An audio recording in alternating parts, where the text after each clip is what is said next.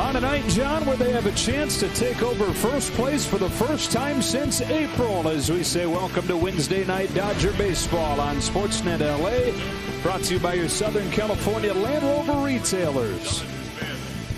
So the standings look like this. The Giants have been in first place alone since May 31st. They are underway against the Brewers in San Francisco. We, of course, will keep you posted as that one goes on. The Braves lead is down to 2.5 games. Phillies have gotten hot, winning 5 straight. Welcome inside. Joe Davis and Orr Hershiser. The Dodgers with a chance to sweep this series tonight. That'd be their 13th of the year. They play really well here at home, and they are one of the best home teams in baseball, only second to the Giants. Against this Braves team, they beat 5-3 in the first game. They came from behind to win last night 3-2. It's another one-run win for the Dodgers. They're 7th in a row. Yeah, and they've won 27 comeback games, so they're on a team right now that the offense can come back, and the pitching is outstanding. 15-3 they are around those 7 one-run game victories. And if you're going to win a one-run game, it's going to be defense, it's going to be timely hitting, and it's going to be outstanding pitching for at least 9 innings, sometimes 16 innings, but for at least 9 with this pitching staff.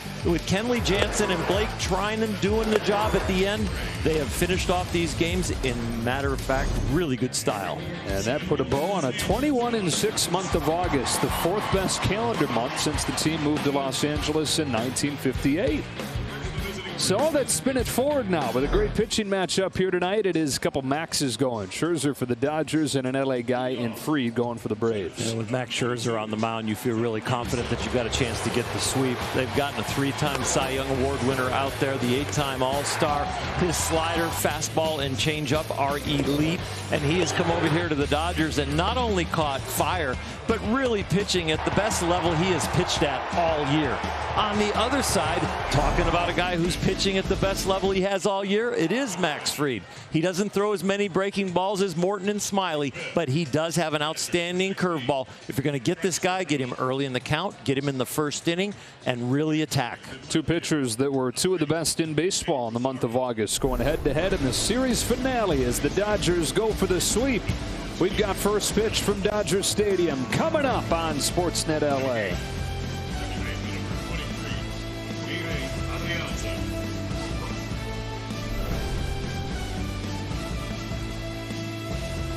Dodger Baseball on Sportsnet LA is brought to you by your SoCal Land Rover retailers. Dodgers and Braves just about set for the series finale. Before first pitch, we go down to Kirsten Watson.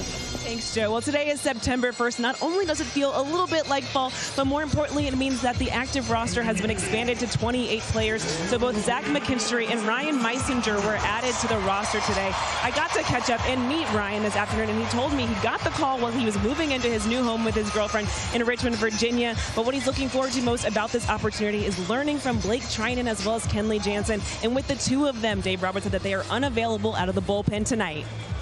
All right, Kirsten, as they go for the sweep over the Braves at 84-49. And these Braves 70-61 have a lineup like this tonight. Ozzie Albies, the x-rays were negative, but he is out of the lineup tonight. So Jock Peterson leads it off in center field. Dansby Swanson up into the 2 spot as the shortstop. Then Freddie Freeman. Austin Riley's been one of the best hitters in the league since the All-Star break. He bats cleanup, starts at 3rd. The catchers, Travis d'Arnaud. Then it's Eddie Rosario in left. Adam Duvall in right, and A-Ray Adrianza gets the start with Albies out. The Home Depot getting more done. Taking a look at where Max Scherzer stacks up across the National League this season. You know, the 2.51 ERA, that's the best of his career. We're talking about a guy who's won 3 Cy Youngs. 37 years old and hasn't lost a step, and he really has gained a step since becoming a Dodger. They have enjoyed having him on the mound. The price they paid to get him here has really paid off. And this is why you get the big game pitcher. This is the night when you can step forward and get into first place, and you can continue a hot streak. Well, Max Scherzer is the man for the job. Giants and Brewers are scoreless in the 2nd inning, but the Brewers have the bases loaded with nobody out against Kevin Gausman. Scherzer's 6th start with the Dodgers, 4-0 with a 1.55. And the Dodgers have won all 5 of those games. 5-3 winners on Monday, 3-2 last night. And off we go here in game 3 with Peterson lofting one down the line, foul, and strike 1. Peterson took Walker Buehler deep last night. Walker said, just horrible. Giving one up to his old buddy. I'm sure there were some text messages back and forth. Dodgers' 7th consecutive win in a one-run game, something that had been an issue for him all year.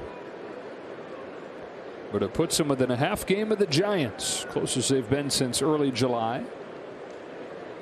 And a chance to get into first for the first time since April. Peterson leading things off and striking out on 3 pitches. Good morning, good afternoon, good night to start Scherzer's night. When Max was warming up and Jock's a leadoff hitter, he wasn't in the on-deck circle. He was trying to mosey behind home plate to see some of this movement. Got to see a fastball and a cutter before all of a sudden his vision was cut off. He didn't see that one either. First of what they hope will be many tonight. If they get 10 strikeouts, everybody gets a Jumbo Jack tomorrow with the purchase of a large drink. One away, and here's Dansby Swanson.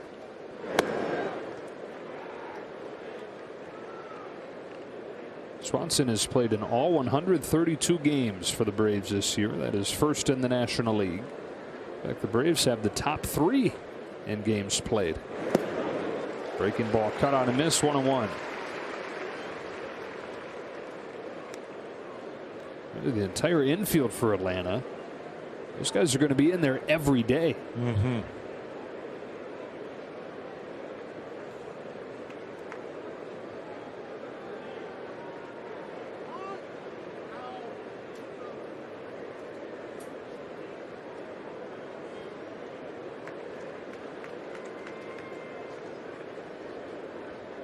Scherzer to Swanson with a 1-1 pitch. Got in on him. Short right field for Mookie Betts. 2 up, 2 down.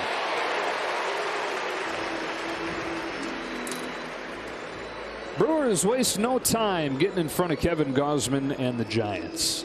How about them Brewers? They've got some good pitching and they are scoring.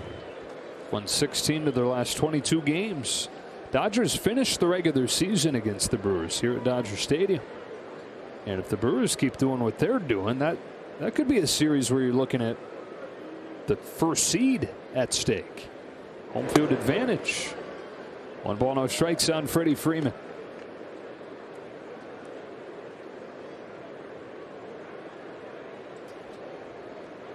These guys have obviously seen a bunch of each other throughout their careers.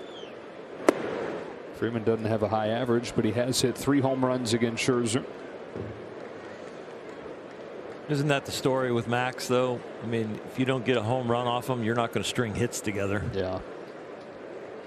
70% of the runs that he's given up this year have come off homers.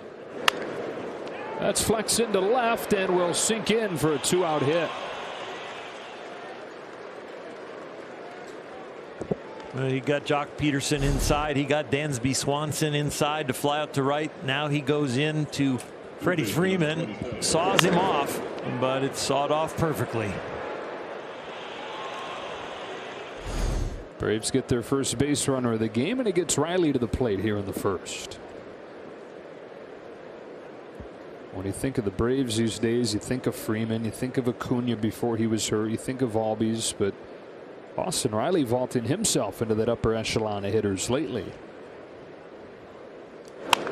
He hits one to first that Muncy smothers and takes to the bag to end a scoreless first inning on 10 pitches for Max Scherzer. The Dodgers come to bat against Max Fried when you come back.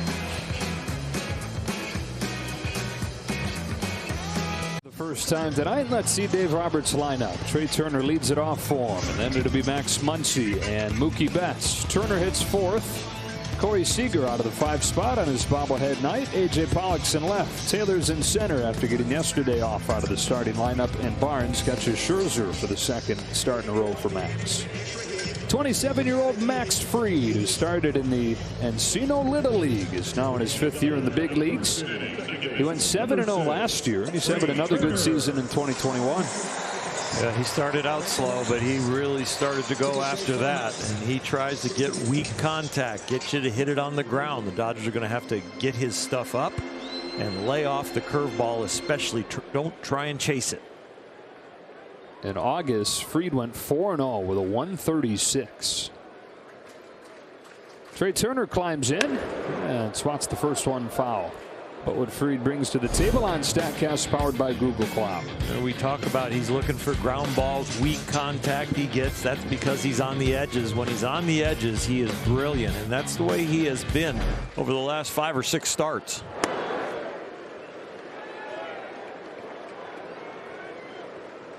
Beat the Dodgers on June 6th, gave up just 1 run over 6 innings in Atlanta.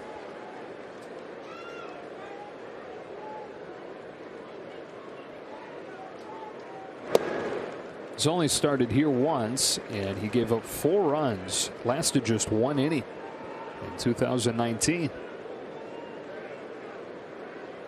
Hometown jitters? Could be. Probably had a huge pass list. Turner yanks a line drive to left. It's right at Rosario.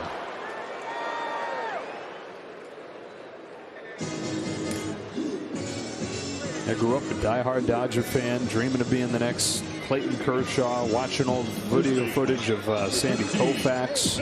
He wore 32 in high school because of Sandy Koufax. Got to meet Sandy a couple years ago when the Braves are here playing in the division series, and Sandy told him, "I like the way you throw. Keep doing what you're doing." And that meant the world to him. 1 gone and a scoreless first inning, and here's Max Muncy. He takes ball 1. Muncy has a home run in this series on Monday night. He has a home run against Fried in his career.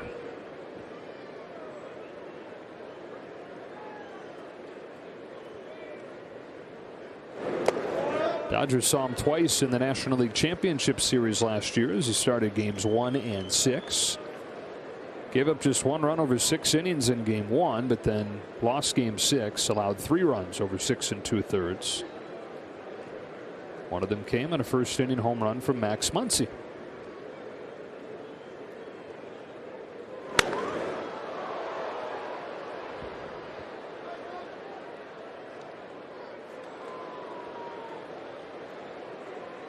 Max Fried likes to fill up the zone, but I think not only filling up the zone tonight, he needs to hit the edges. These Dodgers are starting to swing the bats, and I really believe if he's just in the zone, I think they're going to hit him. He's going to have to be on the edges, and he's going to have to hope that they want to chase a little bit. Muncy drives the ball to left center field. Rosario's back on it. It's gone. Home run, Max Muncy.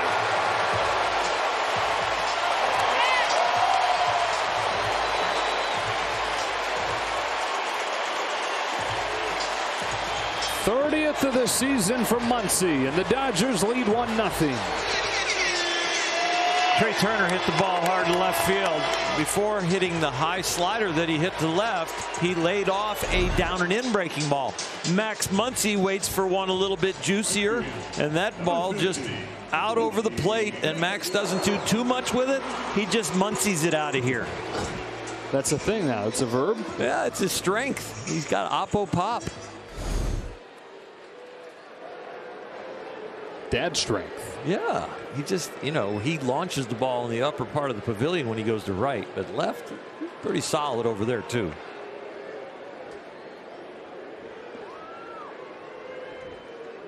Mookie Betts now. First pitch curve at the knees, strike 1.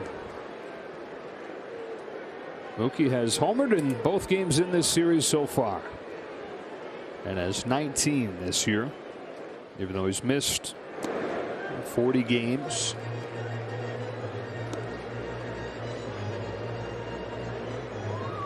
Talked about this during the pregame show, but last night was the most that Mookie Betts has looked like Mookie Betts probably all year. And the results are part of that, but only a small part of it. It wasn't just the home run. It wasn't just the catch. It was watching him smile, watching him kind of bounce around on the bases, attempt to steal, seeing his body language in the dugout. Looked like he was having fun again. Free and easy, and very quick again.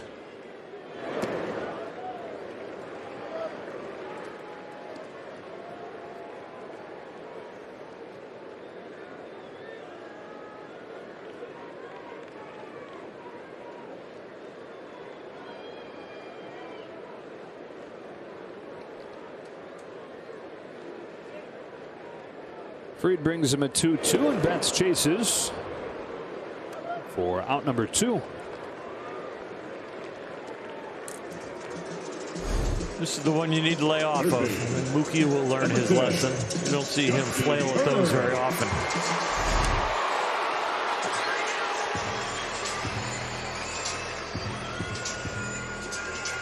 Dodgers 1, Braves nothing. 2 gone here in the first inning, and here's Turner, who is 7 for 13 with 2 home runs against Fried.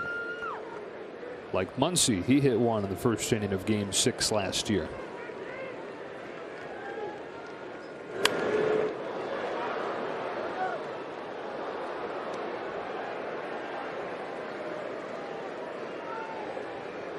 Two hits in both games in this series for Justin. Came into the series 0 for his last 13. Getting it going a little bit against Atlanta.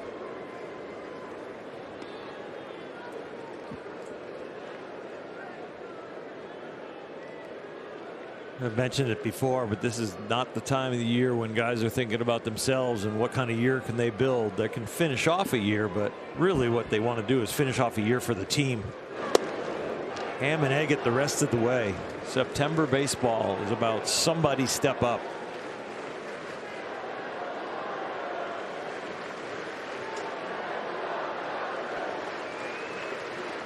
On a 2-1 from Fried, Turner grounds it foul 2-2. September. Wow. Exactly. Little chill in the air. September 1st. Slightly expanded rosters. Half a game out of first. Battling the Giants. Let's go. 2-2. Bounced up the middle for Adrianza, and that'll do it for the Dodgers in the first, but they waste no time getting on the board against Max Fried. 30th of the season for Max Muncy. After 1, it's 1-0.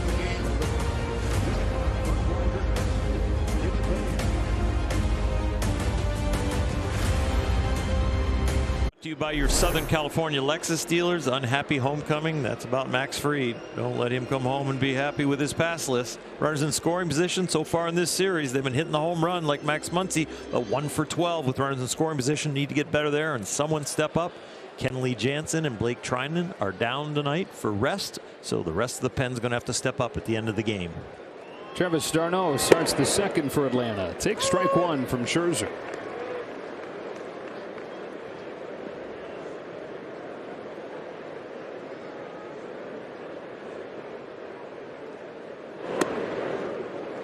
Henry's corner 0-2.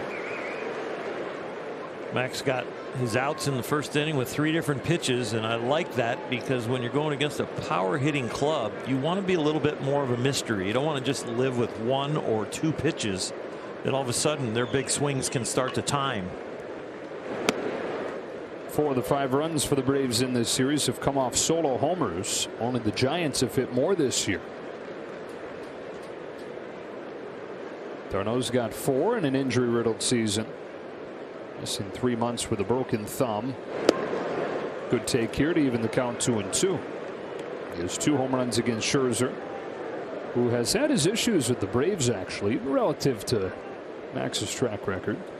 His 9 losses against Atlanta, his most against any team. Granted, he's faced them a bunch. Pulled down the line and caught, and she's in a Dodger jersey. 1 gone.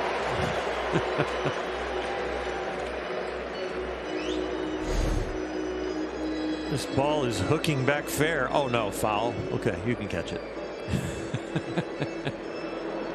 Nice play. Aliana will be signing autographs by the end of the night. She's already eating it up. Another 2-2 comes home. d'Arnaud takes ball 3. Scherzer coming off a game in San Diego, facing a Padres team that had walloped him twice the month before. He strikes out 10. He gives up 2 hits over 7 2/3 shutout innings. One day after the 16-inning game when they were desperate for length. Strikes out d'Arnaud. Sticks with the same pitch, and this time gets a chase. Check out this break. Number 8. It is really hard to hit.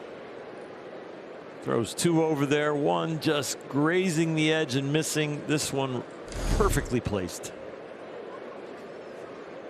And is now 5+ starts with the Dodgers, 43 strikeouts to 5 walks. On away for Eddie Rosario.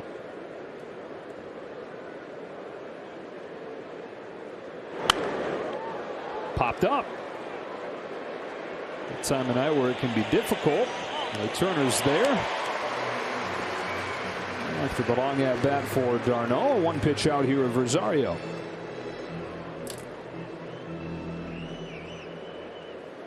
Well, Max is trying to do kind of the same thing he did last week, and that is take a team that has gotten the better of him and flip the script. Because these Braves, first game of the year, hit 4 home runs against Scherzer, including his very first pitch of the season. Ronald Acuna crushed it for a home run.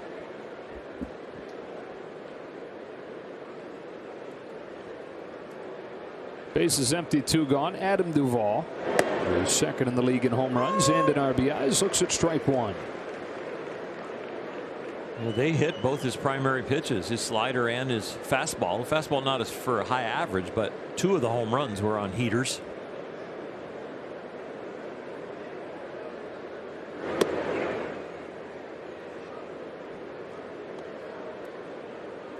You don't go back to the drawing board when you're Max Scherzer. I'm sure he just looked at it as, I just got to execute better. We'll look at how they approached certain pitches, certain counts maybe, but I just need to execute. Fastball by Duvall, 1 ball, 2 strikes.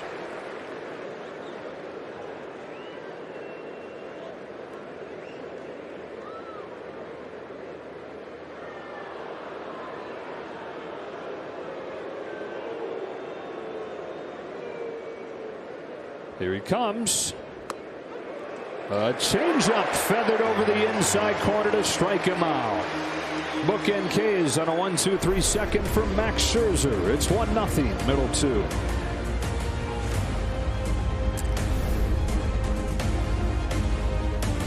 For the Dodgers, shortstop, number 5. Corey Seager. Well, Max Muncy homered on his bobblehead night. Mookie Betts homered on his bobblehead night. Corey Seager trying to join those ranks.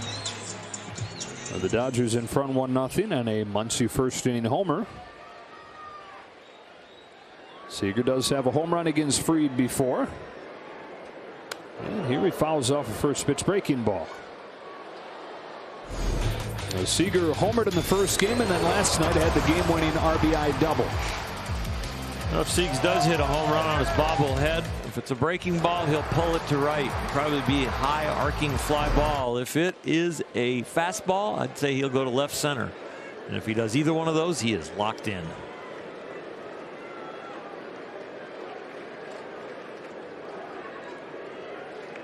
Fried's 1-1 is away for ball 2.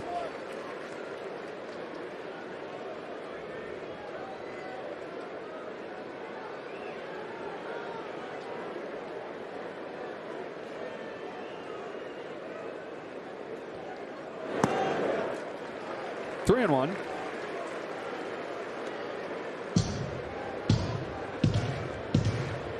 .22 pitches already and no outs in the second.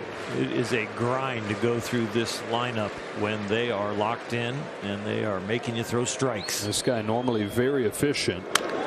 That's a soft bouncing ball that Fried ranges over to grab, and the reigning Gold Glove winning pitcher gets Seager for the first out.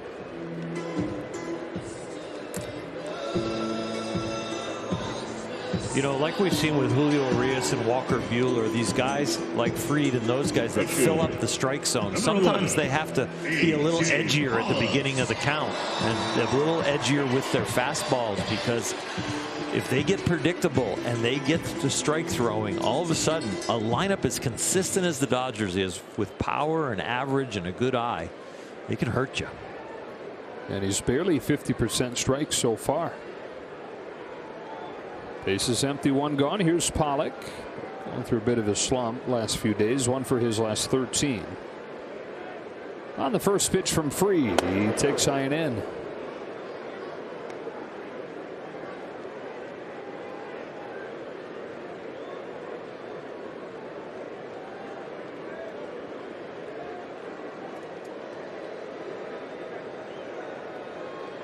Reads 1-0. A curve that he modeled after Sandy Koufax's curve. You should watch an old video, grainy footage, trying to pick up everything that he could through that and through pictures of Koufax throwing his curveball. Throws it again, gets Pollock off for 1-2. And the league hitting just 157 against that pitch.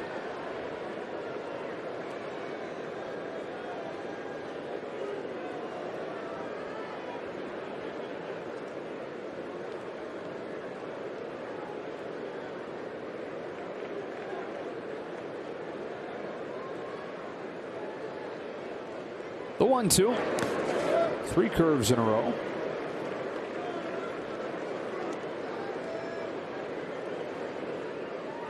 Started throwing that, started working on it when he was 11 or 12 years old.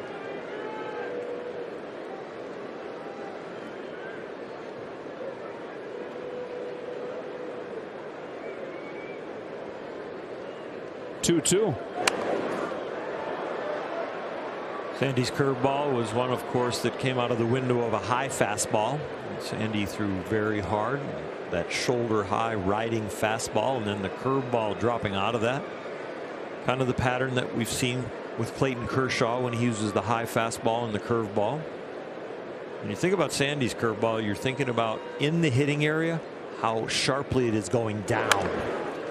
Pollock gets this breaking ball, pulls it in the ground to short for Swanson, and 2 out.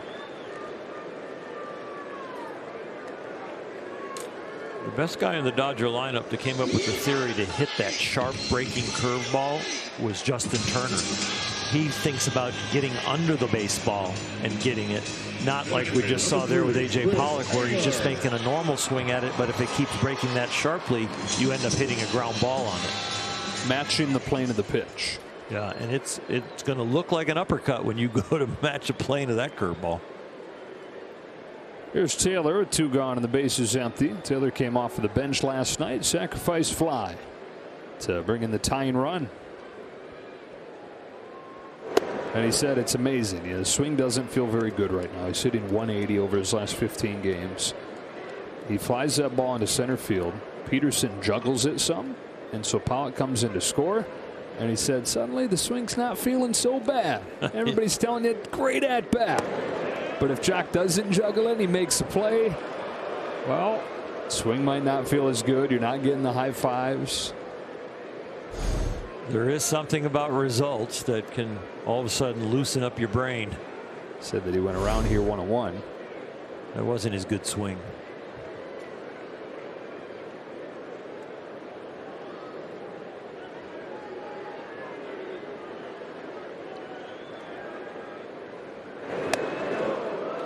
Front of the curve here, 1-2.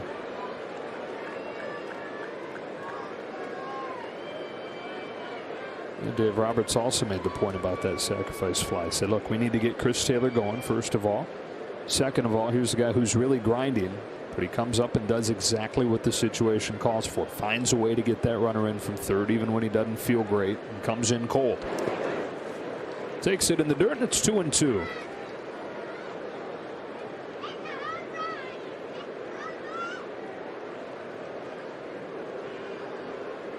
When you're getting a night off and you just get your 1 at bat as a pinch hitter and you do something positive, it's a really good night. You go home, put your head on the pillow, and you don't even have a, you know, in a 3 for 4, you might feel bad about the one time you made an out. And you're tired. You've been on your legs all night.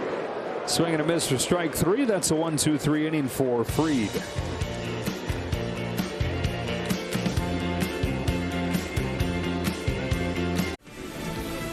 World champion Dodger baseball on Sportsnet LA is brought to you by the SoCal BMW Centers. BMW, the ultimate driving machine.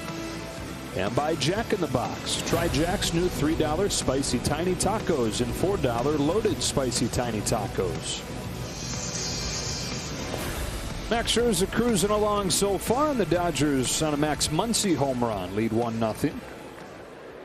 Scherzer goes back out there to open the third against A-Ray Adrianza, who pulls the first pitch on one hop to Trey Turner. 1 pitch, 1 out. Scherzer attacking with the fastball, and he's filling the zone with it. 9 out of 12 fastballs for strikes. That one hit a little bit hard, but boy, it's a quick out.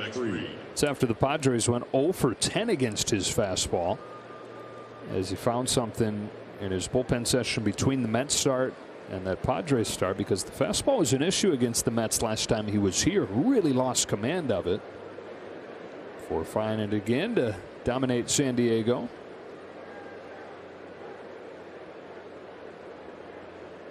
His first one to Fried.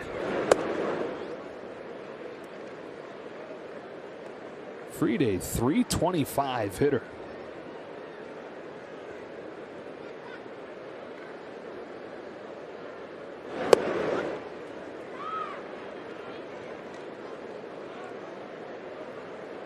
Okay, we got to put him in the Silver Slugger race. Yeah, he's in it. He's in it at the top. Yeah.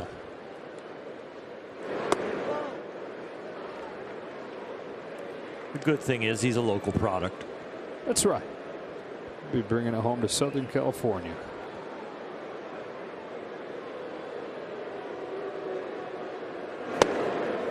Healthy cut and a miss, 2-2.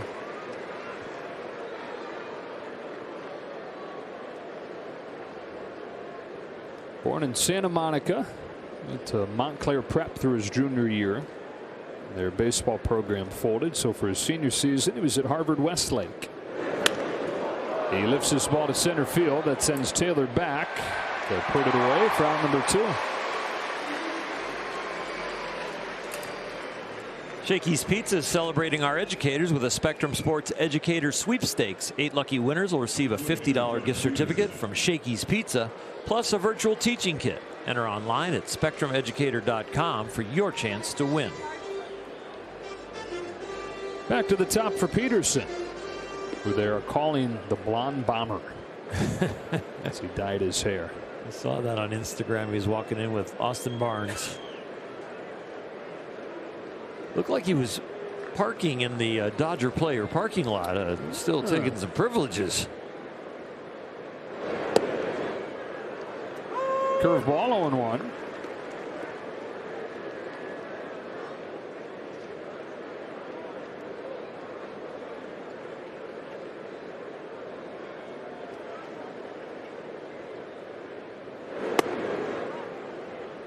Scherzer struck him out on 3 pitches in the first inning. Finished him off with a cutter. It's one of the 3 Ks so far.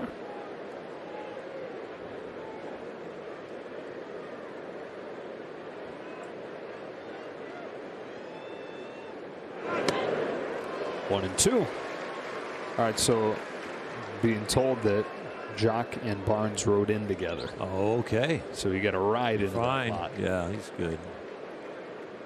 I thought he was using his old parking pass. That's a 2020 pass, man. Change up. He went around. Strike 3. Scherzer's gotten him both times. Out of the 1-2-3 inning on 10 pitches.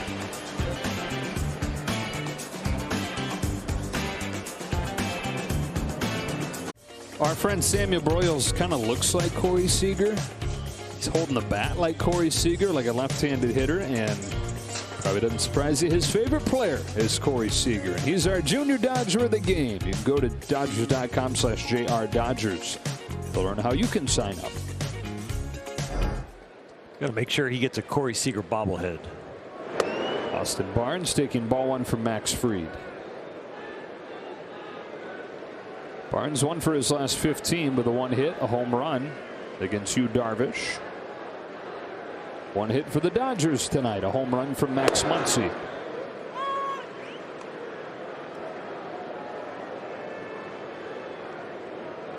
Max Fried, who was the 7th overall pick, not of the Braves, but of the Padres. Traded to the Braves in the Justin Upton deal before 2015 when A.J. Preller really went for it for the first time. Made his debut at the end of 2017. He's in his 5th year in the majors now. And has established himself as a very good big league pitcher. Fires a 1-2. A curve. Almost comes back. Not quite though. 136 in August, we mentioned. That included a complete game shutout on 90 pitches against the Orioles, known as a Maddox. Complete game on fewer than 100 pitches. It was the first Maddox on that few pitches, on just 90, for the Braves since Maddox. It's a long time. Greg last did it in 2000. 3-2. And a fly ball hit to deep left field. Austin Barnes gets it gone. 2-0 on a Barnes solo shot.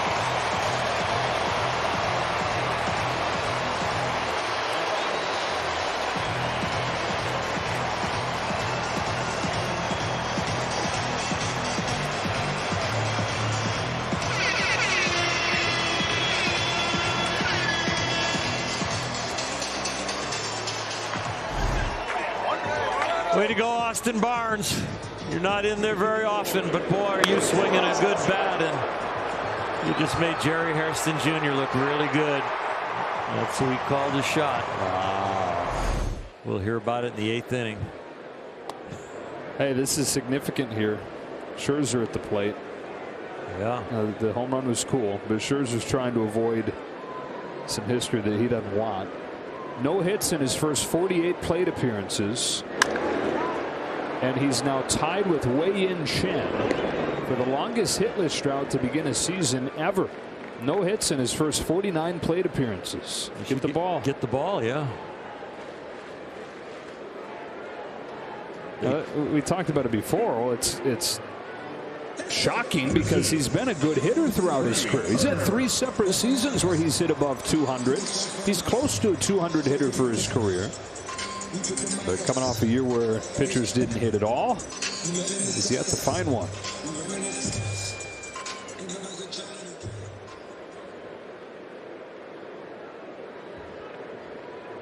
So 1 out. And the Dodgers ready to get their second look at Fried, whose first pitch to Trey Turner is cut on and miss.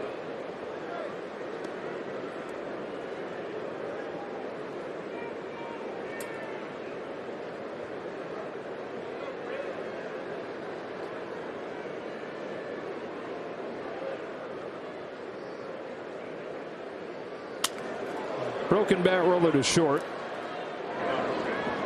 And Turner's out number 2.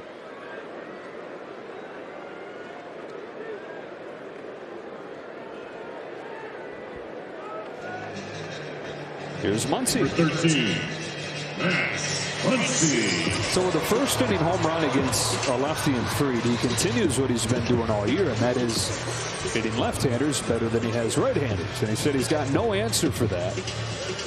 But it bugs him because he feels like if he was hitting righties how a all-star player should be hitting the other hand, he would be having just an otherworldly year.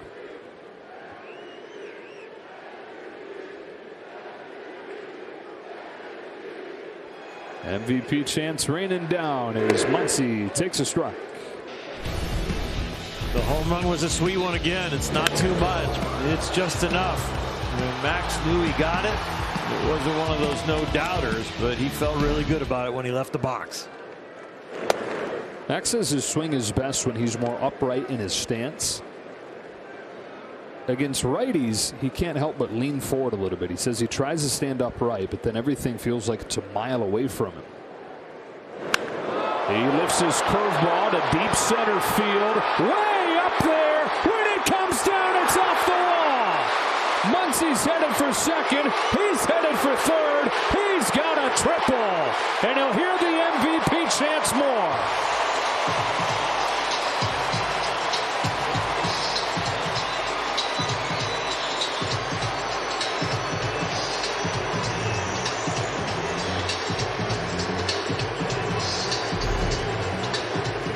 Breaking ball hit the home run to left on a fastball. He takes the curveball to center field, and it looks like it's really got a chance. Hits off the wall about halfway up and turns into a triple. Jock Peterson. Boy, that was not the route that Jock wanted to run. The blonde bomber. A little bit of wind got him. The flags are furling a little bit, and that ball curved away from him on the way down. Muncy with his first triple since opening day in Colorado. And now a ball on Mookie Betts.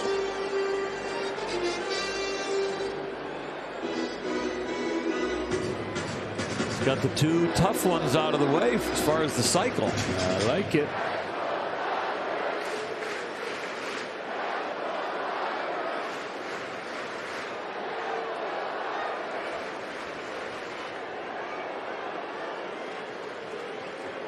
Freed's 1-0.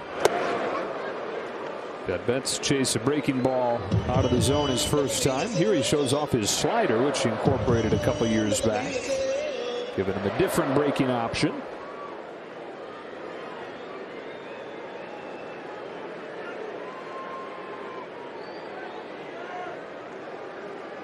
Already his 50th pitch. Normally very efficient. Is a 1-1, and it's foul.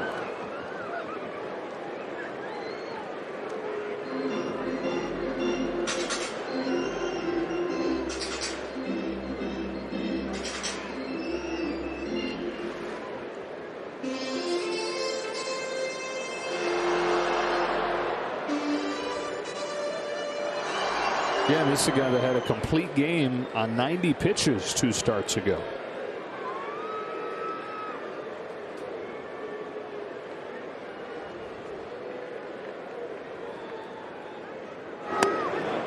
Gets Betts looking at a fastball, and the inning is over. But the Dodgers homer against Fried for the second time tonight. This time it's Austin Barnes. Each of his last 2 hits have been homers, and it's 2-0 after 3.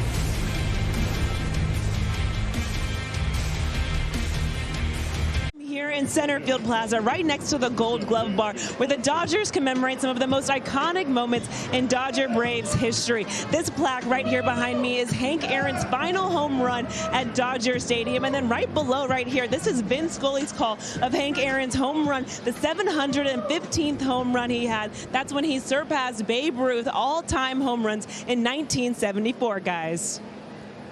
All right, Kirsten, so much great history around this ballpark. If you've never done it, take one of the guided tours.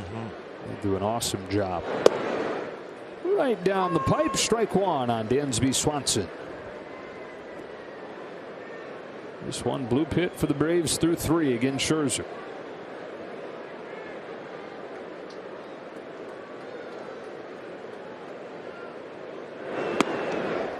Oh, 0-2.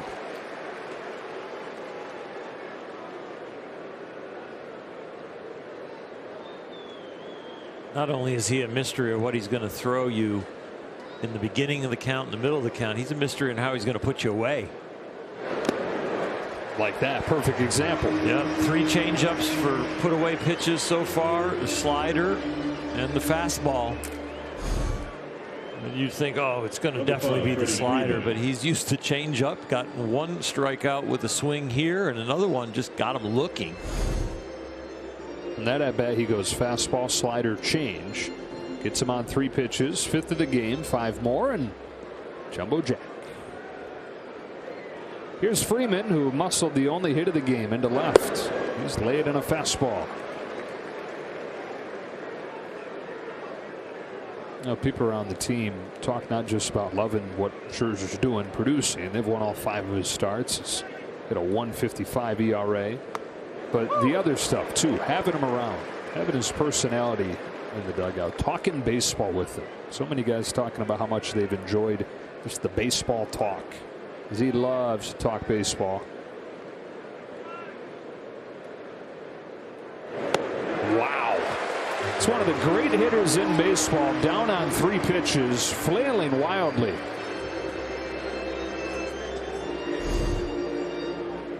Breaking ball right here. That's the cutter, I think. And that's what he got Jock Peterson out, the very first hitter of the game at 89. About 5 mile an hour off the fastball that he throws about 94 that goes the other way. And about 5 off the slider, which goes the same way but breaks more. 2 gone for Austin Riley, and he's 7 out of 7 strikes in this inning.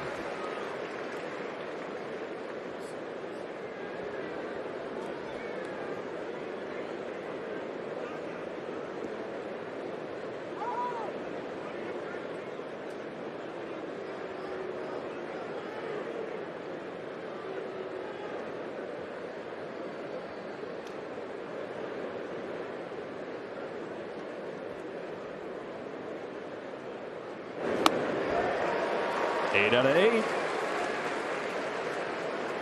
with 2 Ks.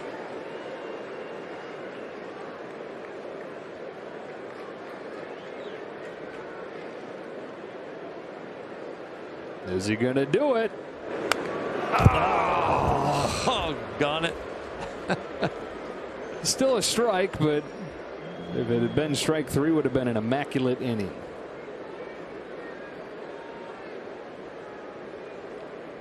What's this? Immaculate +1? Yeah, it's immaculate spelled wrong. Leave the E off. Look out.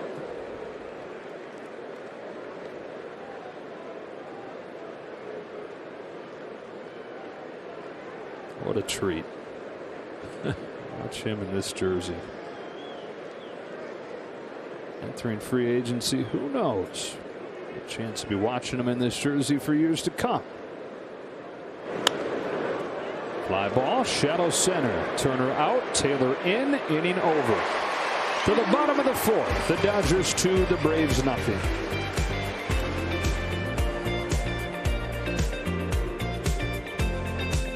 Baseball in the fight against childhood cancer. With thousands of children undergoing treatment for cancer each year, the time to help is now. Visit MLBcommunity.org to learn more. Yellow touches you see on the jerseys. The wristbands, the umpires wearing some yellow touches as well. A nod to the fight.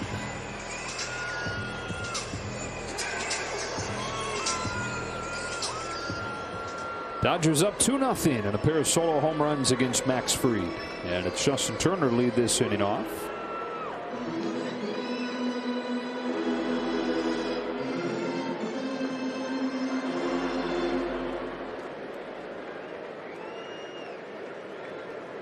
Fried's first pitch of the 4th is outside. Ball 1 on Turner.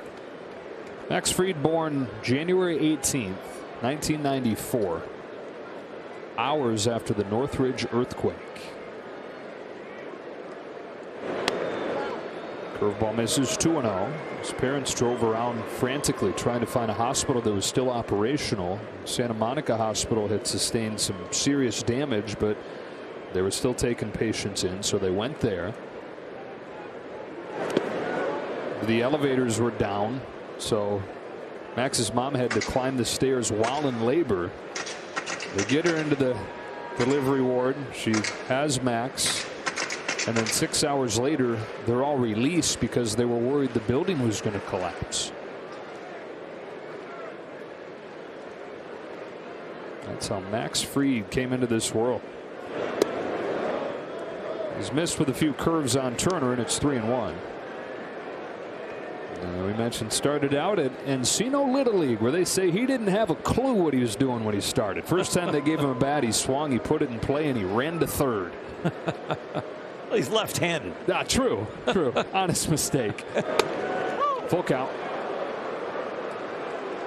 Figured it out pretty quickly, though. And one of the guys that was most responsible for him figuring it out quickly and has been a great mentor for him all along is former Dodger Reggie Smith, who runs an academy that's at the Encino Little League.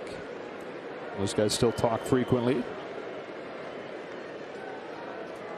Payoff. 1 gone.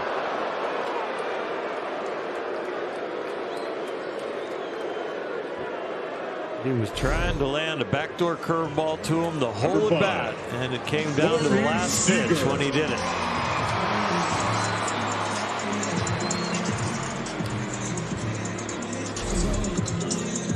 Reggie Smith is the guy that Dave Roberts had to the All-Star game this year to be around the National League club. Been a mentor to Dave as well. 1 gone, 4th inning. Fried to Seager. Strike 1. Reggie says about Max that he's the kind of guy you want your daughter to marry. Nice. And Reggie is very serious with his opinions, so that is a strong endorsement.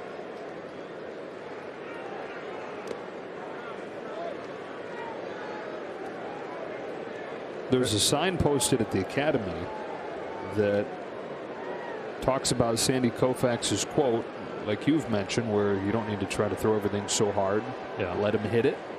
And that was a mantra Max Fried was literally looking at from a very early age. This one backs up Freeman. He'll take it to first to get Seager. And so you're never going to see extraordinarily high strikeout rates from him. But he's one of the best in baseball, limiting good contact and being efficient. Something that's been pounded into him as long as he's been pitching. Number 11, A.J. Pollock. One of the hardest things in sports to do is to hit a major league fastball, and to hit a fastball at whatever level you are at. So yeah, attacking the strike zone, see how easy you can throw hard, was Sandy saying. And all the statistics bear it out that you want to throw strike one. 2 gone here in the 4th for A.J. Pollock.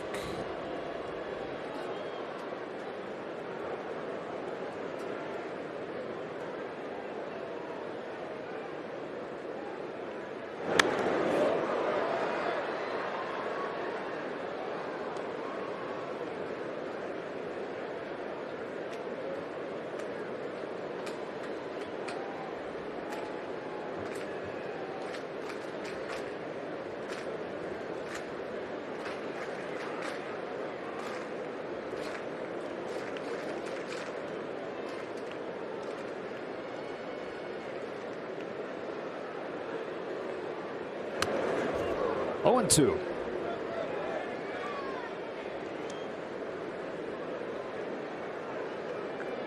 Mental grind for a visiting pitcher to be at Dodger Stadium, as good as the Dodgers play at home. They're on a hot streak. You're down by 2 already. Your team has failed to score many runs except with a home run ball. For a while now, this Braves team struggling. They've won 9 straight, but they've dropped 5 of their last 7. Really tough stretch, though. They went Yankees, Giants, now Dodgers. And again, find themselves in a tight race in the East. Phillies have won 5 straight. The lead just 2.5 for Atlanta. And I don't know if you've heard, but it's September.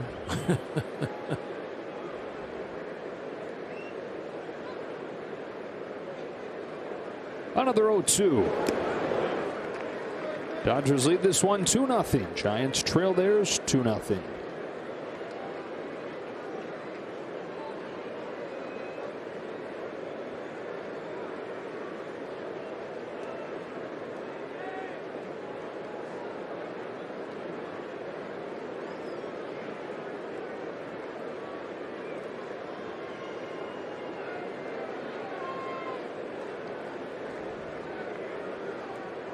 Fried to Pollock, 1-2. Got him. Fouled into the glove. Strike 3. A 1-2-3 inning for Fried.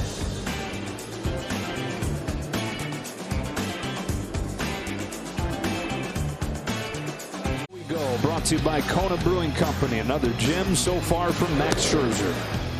You can't sit on anything. Not sure he even knows what the next pitch is going to be. He just gets up there and feels it, and boy, does he have a good feel for everything right now. 3 strikeouts on change-ups. That tells you how locked in your body is, your control, and your finesse out front. He's got the power, but he's also got the touch. So on 3 Cy Youngs, he's finished in the top 5 7 of the last 8 seasons. He's probably going to finish in the top 5 again at this rate. Incredible of a career as he's had. His ERA is the best that he's ever had. It's 2.51 coming in, and he's put up 4 zeros so far tonight.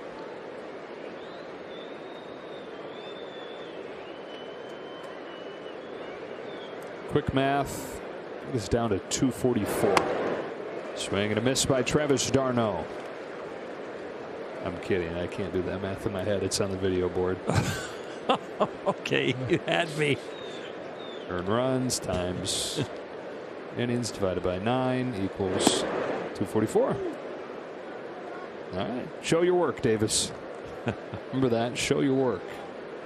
Yep. That's right. My generation, when calculators were coming in, you could actually have a handheld calculator. Heard of them. But then the Either you had a test where you're allowed to use the calculator but show your work, or you had a test that you couldn't use the calculator. They inspected your bags before you came in for the test.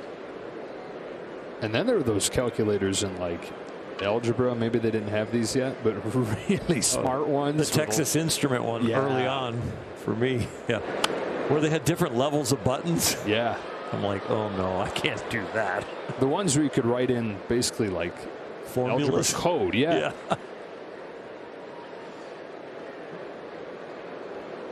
That's when I was glad I got drafted my junior year in college.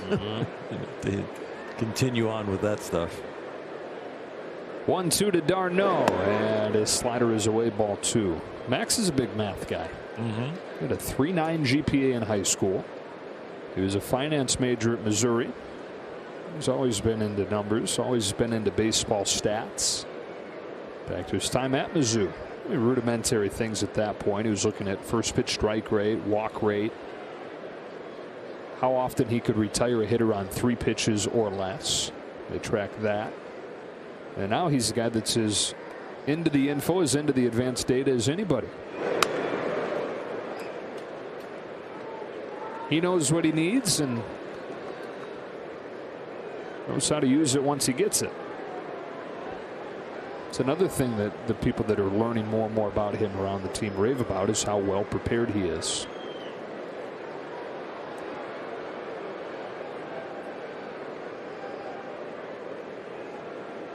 Another 2-2.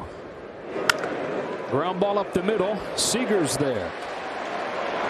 One gone in the 5th.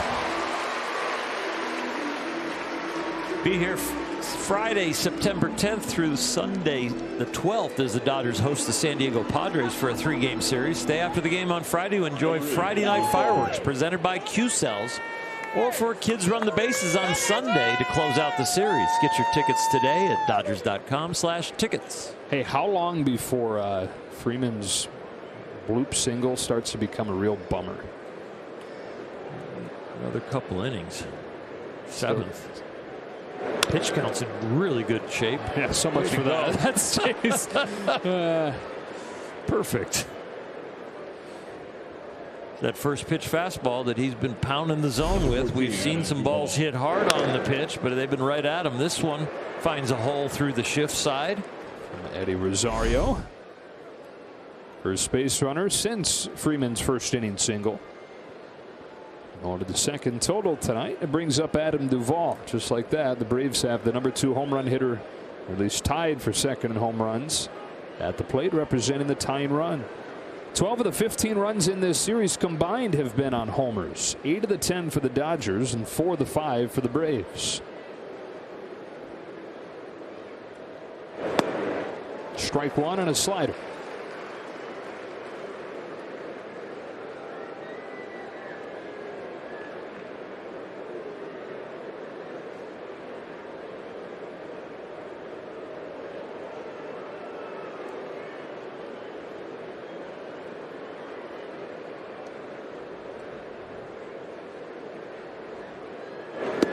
Strike 2 on a changeup. That and the slider have been the weapons. Both hits have come on the hard stuff, the fastball and the cutter. But he has been in control the whole night, especially that pitch count and how quickly he's gotten ahead of hitters. Yes, and a couple have fallen in.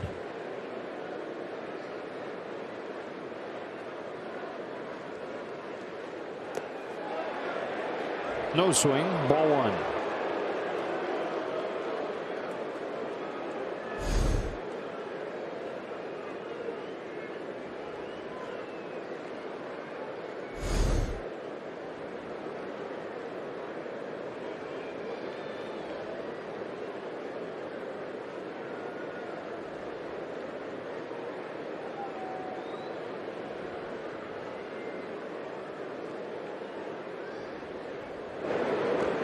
One thing I will say about Max Scherzer, and this is a compliment to Will Smith and Austin Barnes, we haven't seen a lot of head shaking for a guy who just came over to a new team. I mean, he has gotten on the same page with his 2 battery mates about as quick as anybody I've seen. Another one where he just looks in and gets it. The 1-2. Max prefers a target set really low to the ground, and something that he communicated to those guys right away, and both have done a nice job of it. He's complimented both. The thing about low and wide targets is the glove is coming back to the strike zone when you catch the borderline pitch. Look how low Austin's putting it. Yep. Love it. 2-2.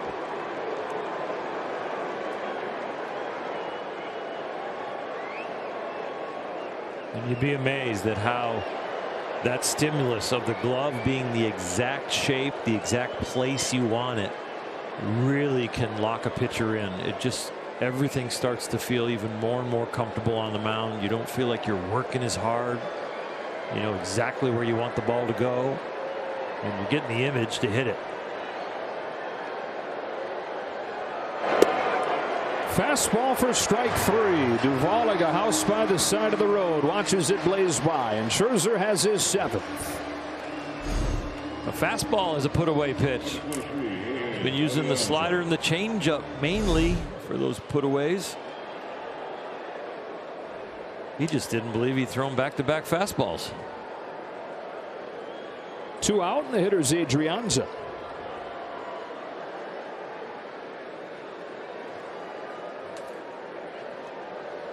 Strikeout to walk ratio with the Dodgers now 48-5 for Scherzer.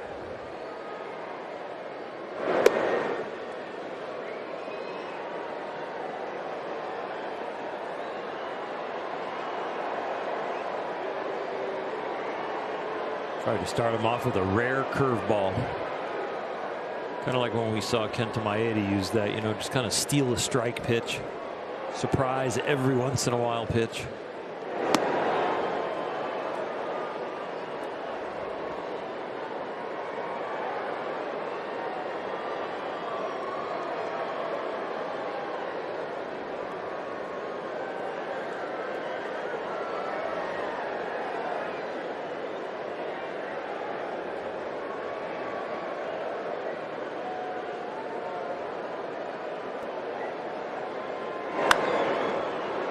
Two balls, 1 strike.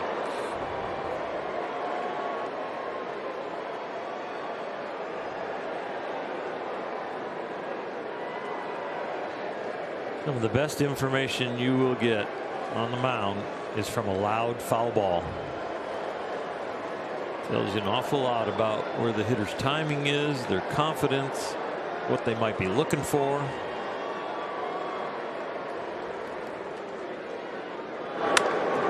Off the end of the bat into center. It'll dunk in front of Taylor for a 2-out hit from Adrianza. And it's the pitcher coming up next, but it's maybe the Silver Slugger winning pitcher and Max Fried. We started him off with a curveball, didn't work, then went to a changeup, so showed him a lot of soft, then threw him the cutter in that he pulled foul, and then went back to the changeup. Had him fooled, but it was up enough where he could put the ball in the air and find some grass.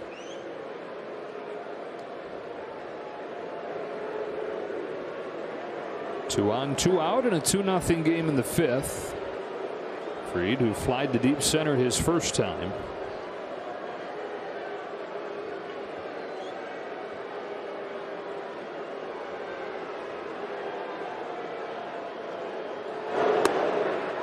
Backdoor curveball.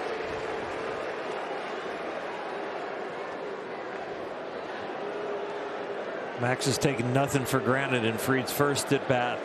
It was a 2-2 changeup that he got him to fly out to center field on. You don't usually see that kind of pitch selection to a pitcher. And now a first pitch curveball here. And a fastball makes it 0-2. Slow him down, speed him up. Now you're 0-2. We'll treat him like a hitter. He's treated the league like one. Max Fried this year. Rosario at second, Adrianza at first, and an 0-2 from Max Scherzer. Produces his 8th strikeout of the 9th through 5.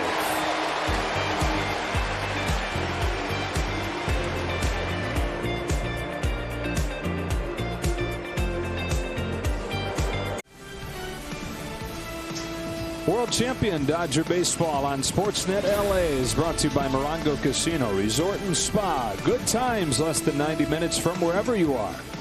And by your Southern California Toyota dealers. Toyota's national sales event is on. Come and find great ways to save on a new Camry. T-Mobile coverage cam in the home run seats. Been a couple home runs out there tonight. Solo shots for Muncy in the first, Barnes in the third. The Dodgers go for the sweep and go for first place with the Giants trailing 2-0 in the fifth. Giants have scored a total of 3 runs in their last 3.5 games. That'll be the next opponent. We'll see who's in first on Friday. Who's in? Who's out? Well, it would have to change if it was going to be a who's in, who's out. So that would mean the Dodgers. Yeah. Speaking of, Max Fried says that's his favorite thing about coming to play the Dodgers, outside of seeing his family, is getting in and out. Oh, yeah.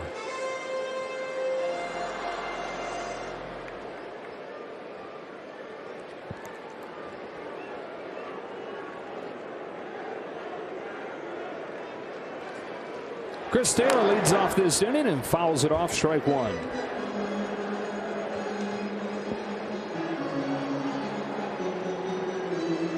Struck out his first time, one of the 5 for Fried. In this series, Chris 0 for 5, 3 strikeouts.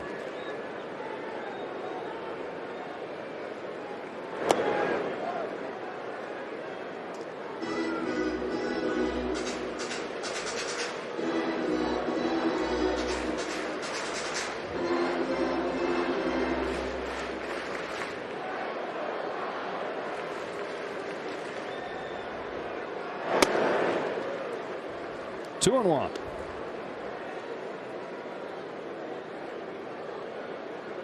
So September 1st, the day when rosters used to grow to 1 million. As big as you wanted them almost. Yeah. 28 now. I'll tell you, the locker room is a lot more comfortable without all those bodies. A lot of times in some major league clubhouses prior to the roster expansion and the clubhouse expansions, they used to then divide lockers in half for the young guys coming up. Just wasn't enough room in the locker room to have everybody and have their own locker. September 1st, 1983. That was me in Montreal Olympic Stadium. Got called up. That locker room was big enough to have your own locker.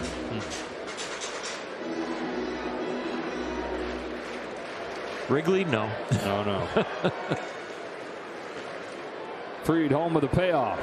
Taylor grounds it gently to short, and Dansby swats it.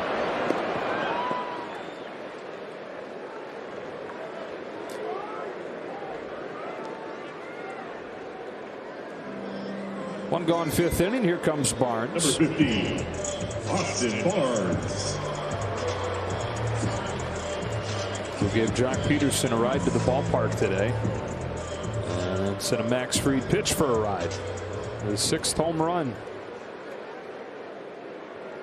Just makes me smile when the quote-unquote backup catcher has a really good night. These guys work so hard in their preparation, grinding it out on the 3 or 4 nights that they're not getting to play. And then when they find some success, those rare at bats, it just feels so good as a pitcher, on the pitching staff, the coaching staff, and his teammates. These are the guys you really pull for.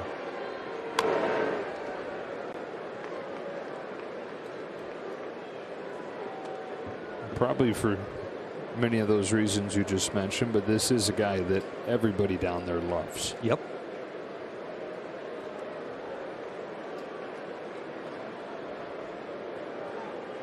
So important for team chemistry. The catcher that doesn't get as many reps as the primary catcher, that he is still part of the team and contributing to success. And a lot of the contribution is not always physical or in the game. It is the chemistry in the locker room, on the road, on the bench, in the pitcher-catcher meetings, the studying of everything that comes down from the front office, and how it gets imparted to the different pitchers, especially a veteran like Austin.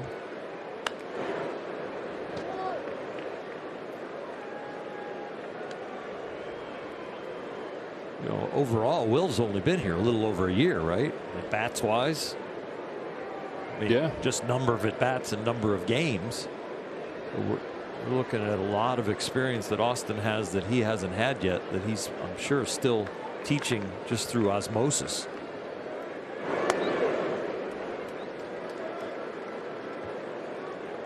Smith, who has played a lot lately, gets back-to-back days off here with the built-in off day tomorrow.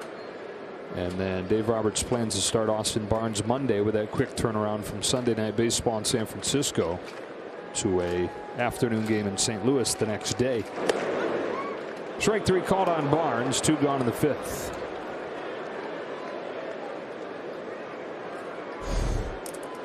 It's like he's looking soft and gets something firm. Number 31, Max Scherzer. All right, Scherzer still has a chance to avoid standing by himself in a category he'd not like. Tied with Wei-Yin Chen, who in 2016 also went 49 plate appearances without a hit.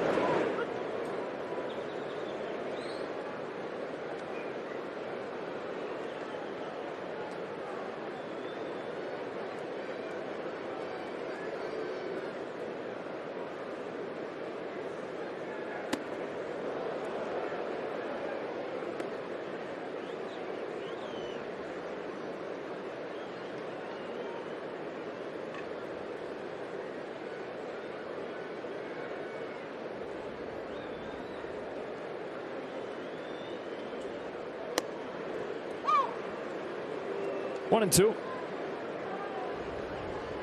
It might just be the fact that 37-year-old eyes are not picking it up the way they used to. He works at it just as hard. I pitched into my 40s, and I can tell you the ball gets a little blurrier.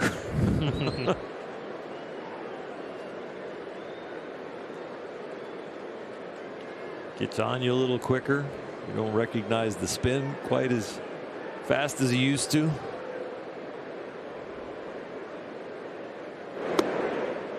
And the good thing is you don't need to see it that well to do what they're paying you to do. Exactly. The target is still 60 feet 6 inches. You're just standing there and you're zoning in on one little place.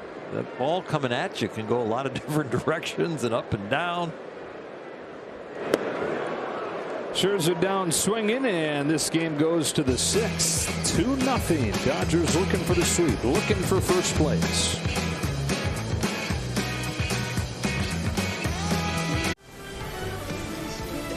World champion Dodger baseball on Sportsnet LA is brought to you by Mercury Insurance. Low rates, big discounts, great insurance. And by Nissan. It's the model year end at Nissan. Hurry before these deals take off. Shop NissanUSA.com. Look at that. That's a big old ring.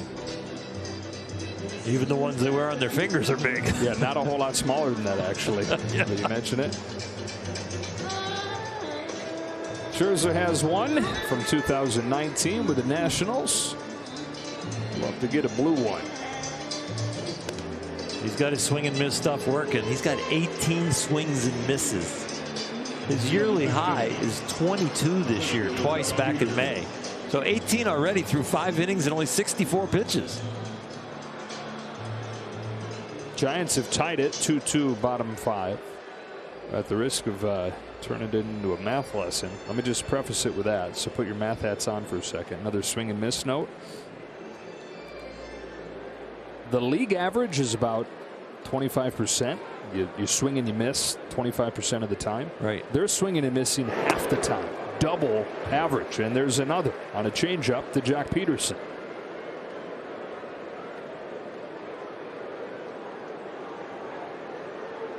He struck out Peterson both times tonight. Both times swinging. 2 of the 8 that he's got.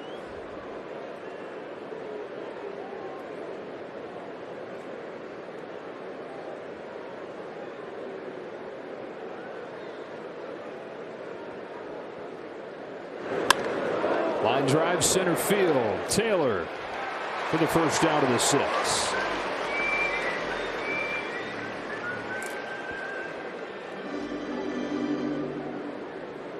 Shortstop, Dansby Swanson.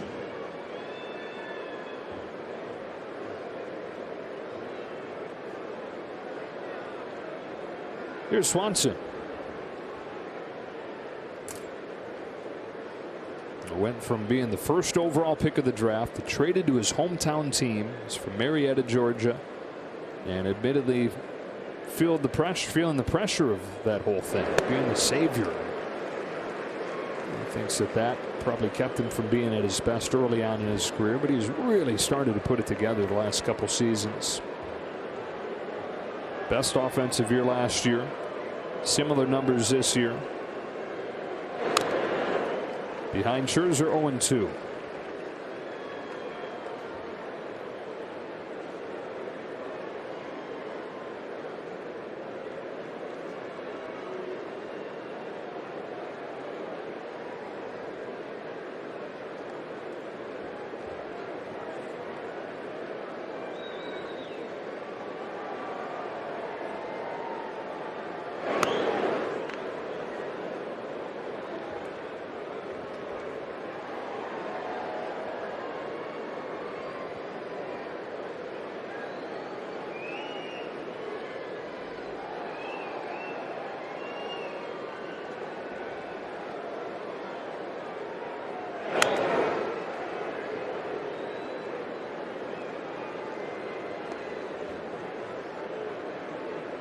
You know, when starting pitchers take them out of the beginning game, they usually know the situation. They know what's going on with the bullpen. They know last night was 16-inning game. I need to go deep into the bullpen. I'm sure Max knew that tonight Kenley Jansen and Blake Treinen are down. Gave him a little extra motivation. He gets his 9th strikeout with a fastball to the knees of Swanson. The way he is attacking, he's got everything working. He's got the power, he's got the finesse, and he's filling the strike zone up with a whole bunch of swings and misses.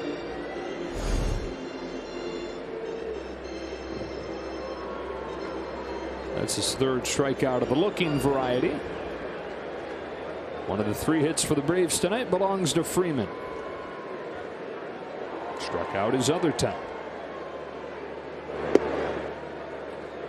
Changeup has really looked good tonight. It has. It's been knee high or below. And when he's wanted it for a strike, it's been there right on the edge. On the year, the league's hitting 123 against him. Gave up a hit on it. He left that one up. But if you throw a pitch, you know, 15, 20 times, 30 times in a game and give up 1 hit, it's okay. Especially when that hit's a single. Yeah. His 2-0 to Freeman. Catches a very generous outside corner from Manny Gonzalez.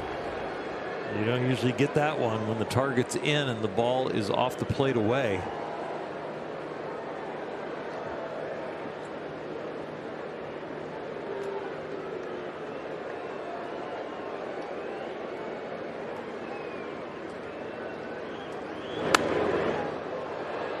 We were talking about the very first quote-unquote advanced stats that Scherzer tracked when he was at Missouri. One of those was getting guys out on 3 pitches or less. Tonight he's done that for 10 of his 17 outs.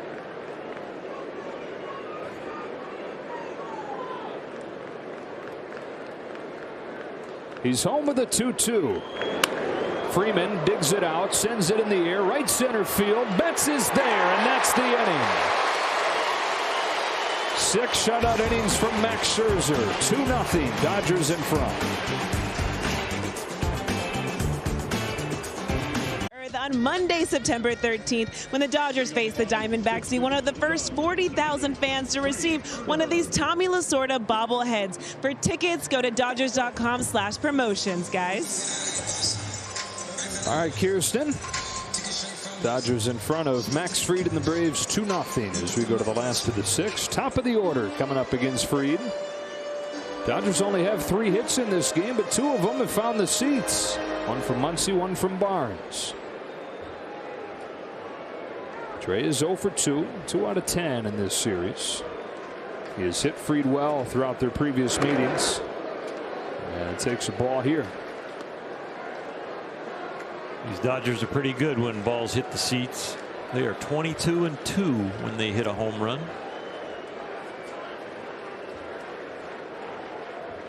Since July 24th. Together we got there. 2-0.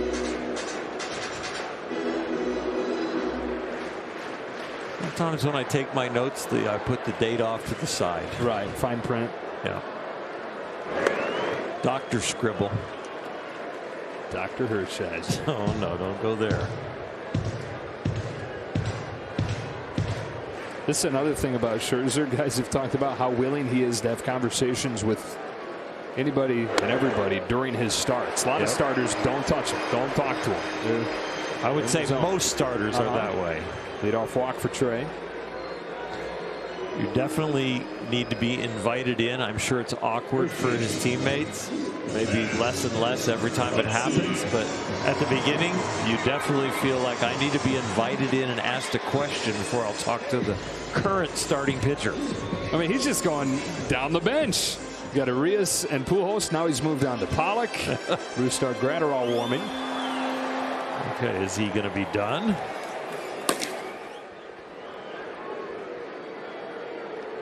Here is Muncy. Trey Turner at first to open the inning. Ball one. Scherzer's only thrown 76 pitches. So it's interesting that Brusdar is up, and he's not up just getting a workout. He's up and throwing in earnest. Nowhere close to Scherzer's spot in the order.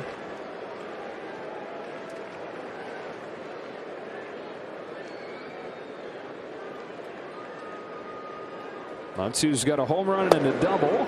Takes a strike, and it's 1-1. Of course, the Dodgers have done all they can to, as we've seen, get Julio Urias and Walker Buehler out of the game a little bit earlier than usual. Trying to keep those innings under control. Keep some bullets in the holster going late into the season. But you'd be surprised to see him do that this aggressively with Scherzer.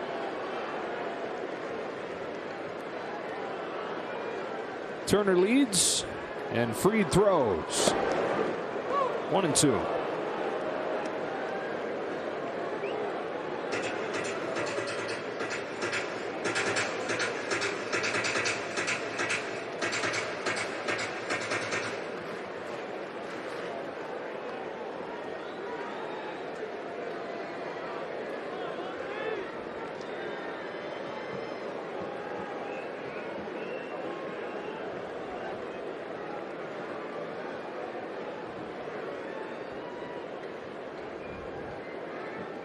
Here comes the 1-2. Muncy fouls it into the glove. Strike three.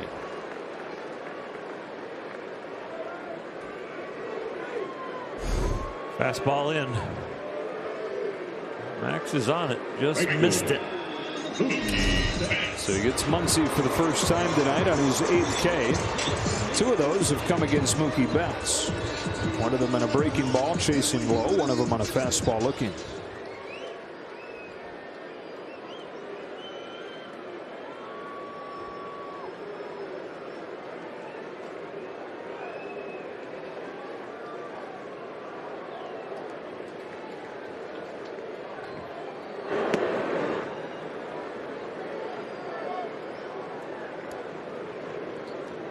You got to be really patient as a hitter when a left-handed pitcher does a hesitation leg kick and a real slow one, and then throws you a slow curveball on top of it. It's like slow pitch softball. That thing hangs up there forever. Swing. Yep. And it goes with the abbreviated leg kick and a hard slider down and in that he's got you out with before.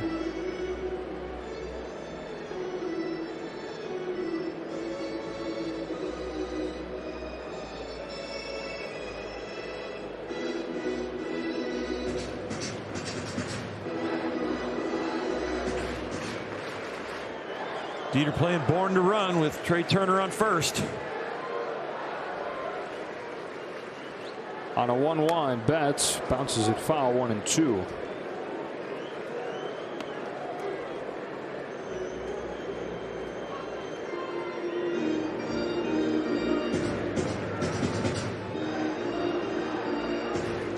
It would be great if Dave Roberts came up with some signs for Trey Turner that were songs that Dieter played that would tell him he's got the green light. I want you to go. Oh, didn't even have to give signs. Just let Dieter. Just let Dieter, yeah. I just text Dieter. Dieter sees, okay, he wants him to go. Play this. Yeah. He'll go here. Don't have to tell him twice. Ball kicks away. Trey Turner into scoring position. A curveball, and you see it from first. Your secondary lead, it hits the dirt, and all it's got to do is scoot away about 3-4 feet, and Trey Turner will make it.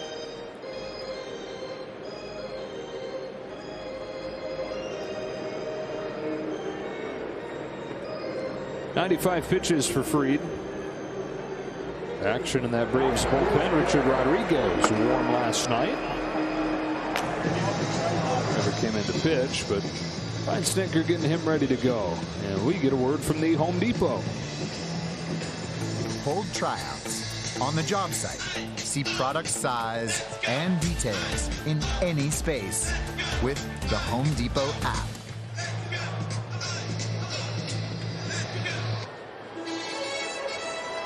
Well, Fried on the hook at this point, but this is a much, much better experience for him than his first start here, where he gave up 4 runs in 1 inning.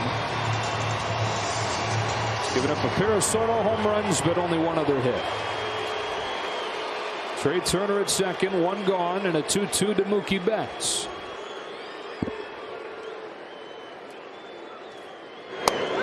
Taken for strike 3. He struck him out all 3 times tonight.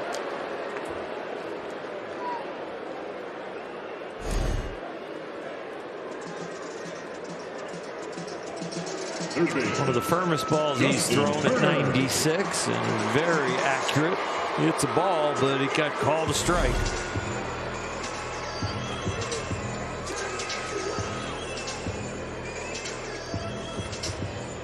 Two gone for Justin Turner.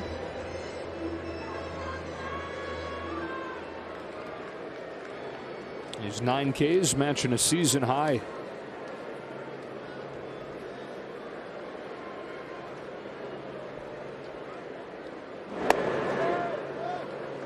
One ball, no strikes.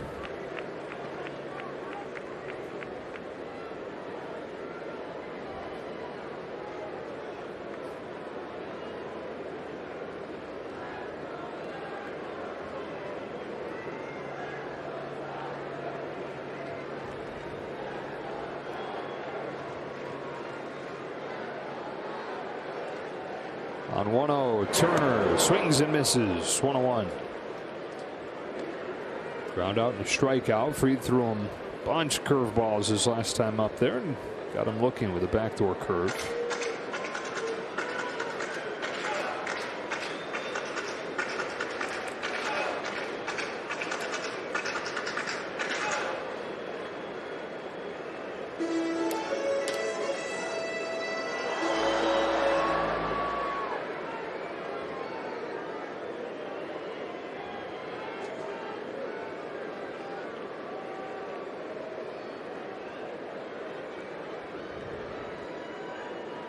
Pitch number 99 is stroked to second. Diving catch by Adrianza. That does it for the Dodgers in the 6th. 2-0 to the late innings.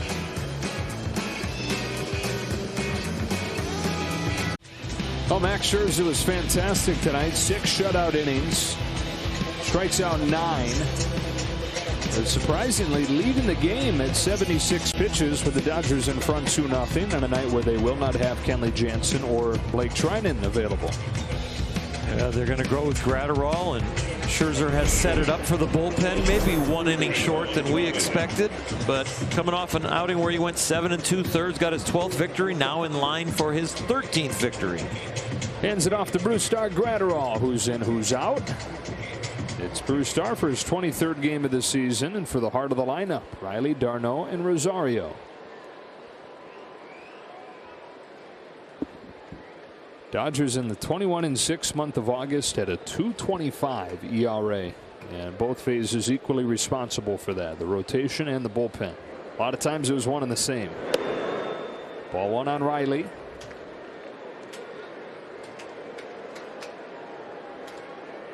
Hitting .360 since the break. That's good for second in the majors.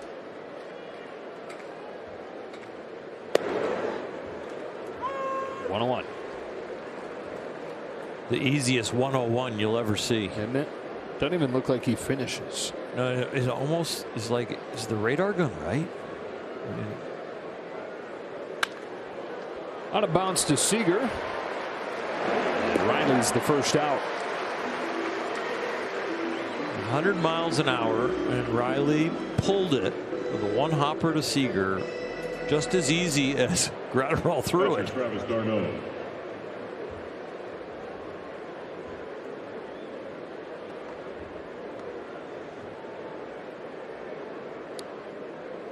Dodgers up 2-0. Seventh inning. Here's Travis d'Arnaud. 0 for 2 tonight. 2 for 10 in this series.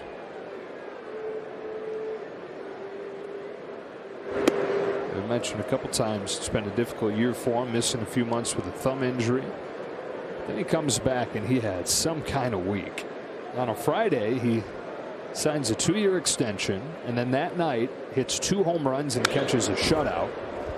And then 3 days later, his wife gives birth to a son. I would imagine that puts those few IL months in perspective real quick. Pretty nice time frame in life.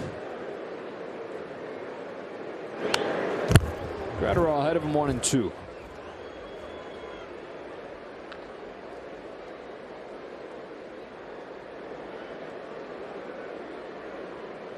You mentioned this with Scherzer, one of his first starts, but he had a game earlier this year where he pitched a complete game and then hurried to the hospital. His third kid was born.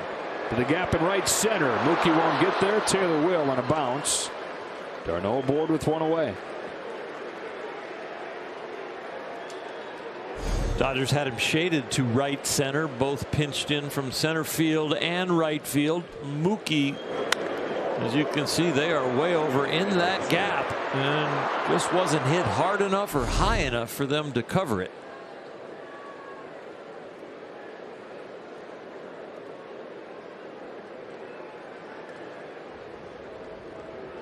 Tying run at the plate in the form of Eddie Rosario's. It's 7 home runs. All those coming in Cleveland. One of the many players the Braves got at the deadline. Take strike one. He's been a very good hitter, under the radar, very good hitter. Mostly for the Minnesota Twins. Had a 30 home run season.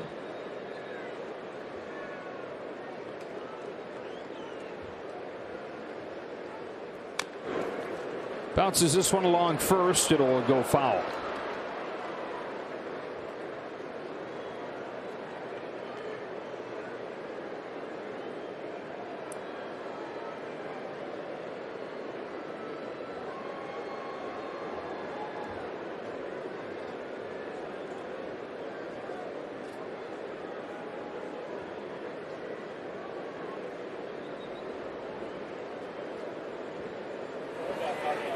Joe Kelly.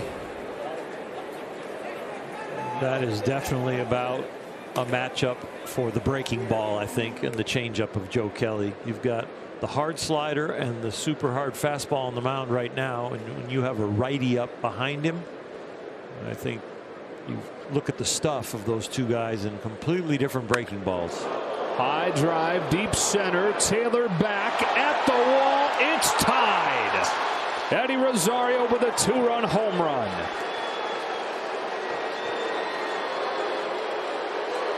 And 3 batters after Scherzer leaves the game, the Braves have tied it.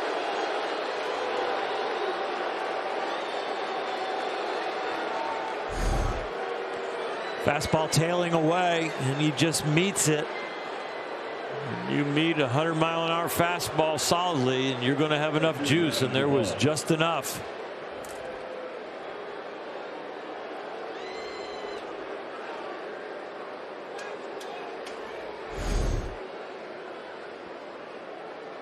So it's tied at 2. Adam Duvall fouls off the first pitch. One of the biggest hugs he got there was from Max Fried, who he's gotten off of the hook. Yeah, the way this Dodger pitching staff has been going, Max Fried was hooked in the boat in the ice.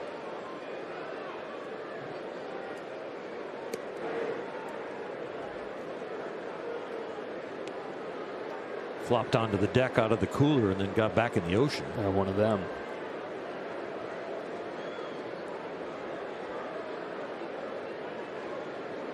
It's when the mate doesn't get tipped as much. Fish gets back in the ocean.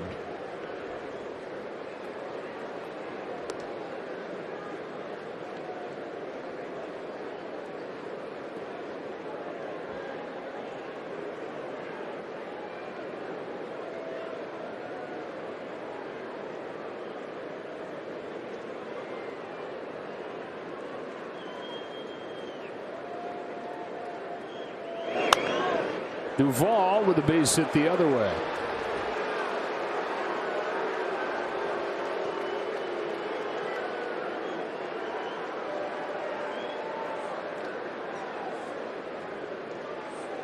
Second baseman, Adrian Adrianza.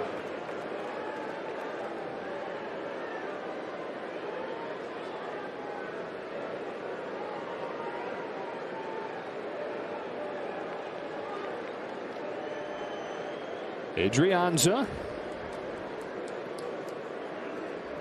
1 for 2 tonight.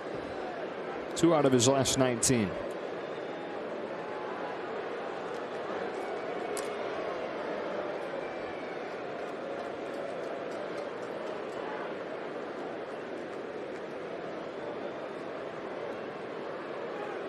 Now 2 more home runs for the Braves off home runs. 6 of their last 7. 6 of the 7 in this series coming off the long ball.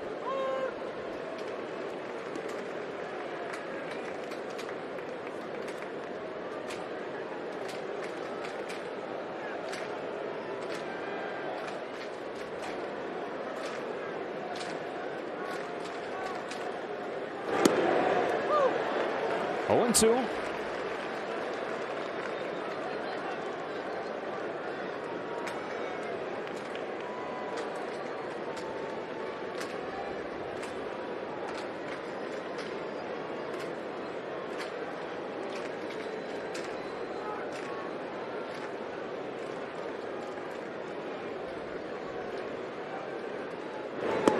Got him to chase with the breaking pitch. 2 gone in the 7th.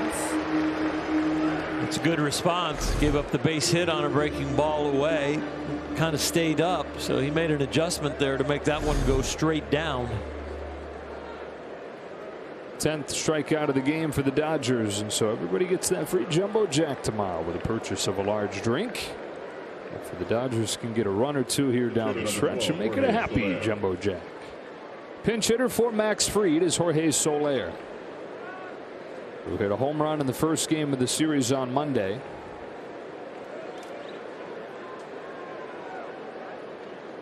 '21 of them this season between Kansas City and Atlanta.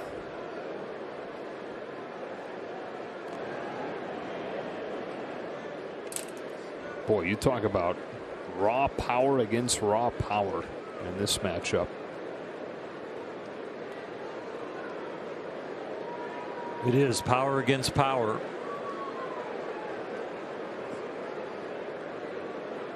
And this visit here is a little bit strategic in 2 ways. One about the hitter, and 2 about giving Vesia some time to get ready for Jock Peterson. He's been up for about 7 or 8 tosses. So, but by the time this visit is over, and possibly the next batter, Soler, Vesia will be ready.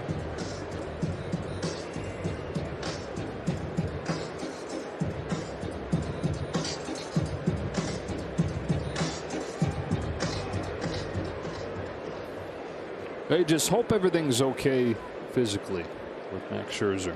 Leaving the game at 76 pitches. Absolutely dominant 6 innings. Strike on Soler.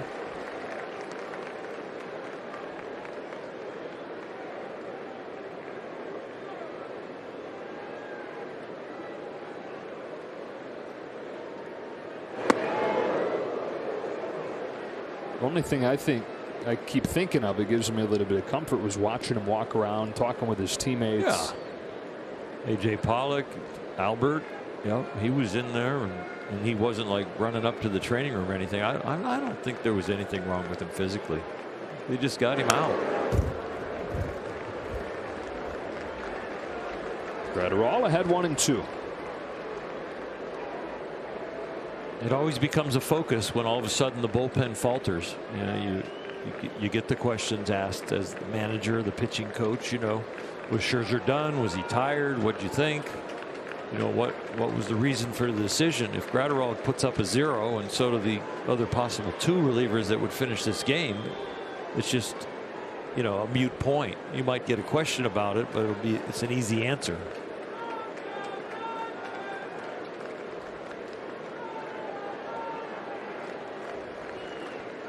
Braves have tied it on a home run. Eddie Rosario.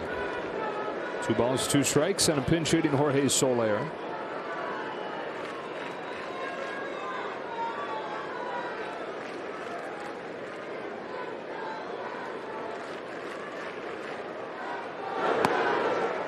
And the count full.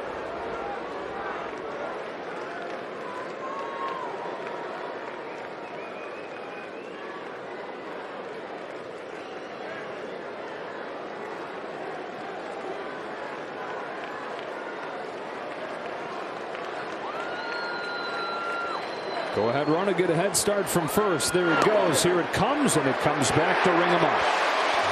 So there takes strike 3. We stretch at Dodger Stadium. Tied at 2.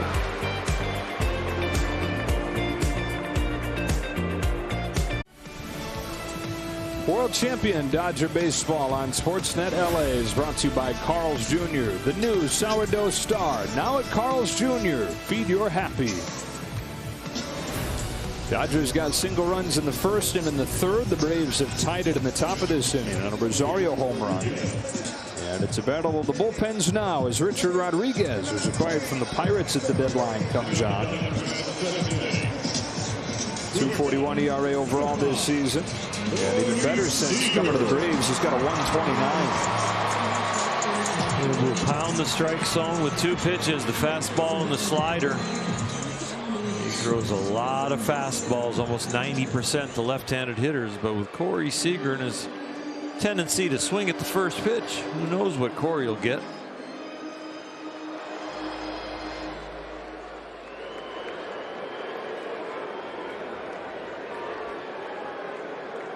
This is bobblehead night. And he hits a high drive to deep center field. Corey Seager caught at the wall. Oh my goodness, that close. There is a little breeze, and it's a little chillier here on this first day of September, and I think Corey thinks he got plenty of it. This one just comes down just short. On a 66-degree night.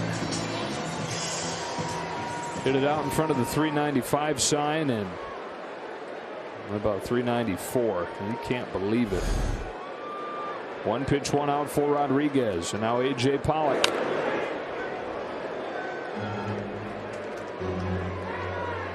It's another 2-2 game late. This is the score into the bottom of the 8th last night, where the Dodgers won it by a final of 3-2. Locked at 2 in the 7th here. Dodgers have won 7 consecutive games decided by 1 run. After they started the season 13-21 in those games.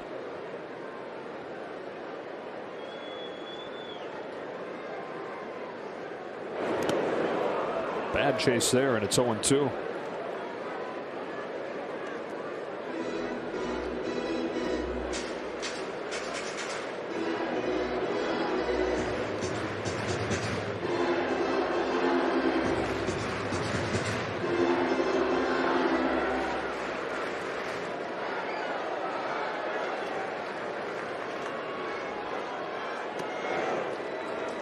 Lays off this one. 1 ball, 2 strikes.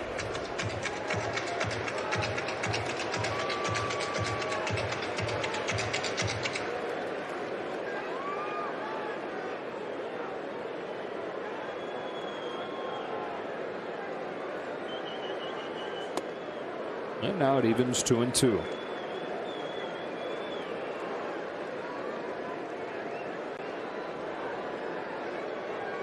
AJ 0 for 2 tonight, 1 for his last 15.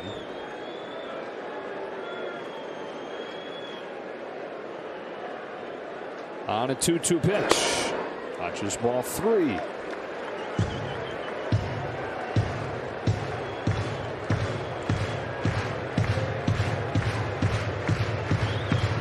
Rodriguez's fastball will tail into a right-handed hitter. He starts it down the middle and comes in. AJ can handle that one. Fouls it into the glove. 2 out.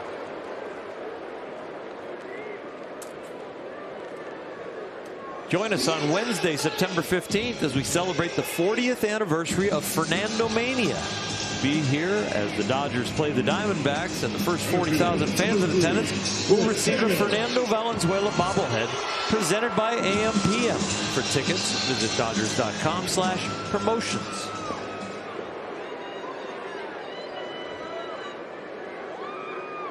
And a 2-2 game here in the 7th. Up comes Taylor. Looking for his first hit of the series. Takes a strike from Rodriguez.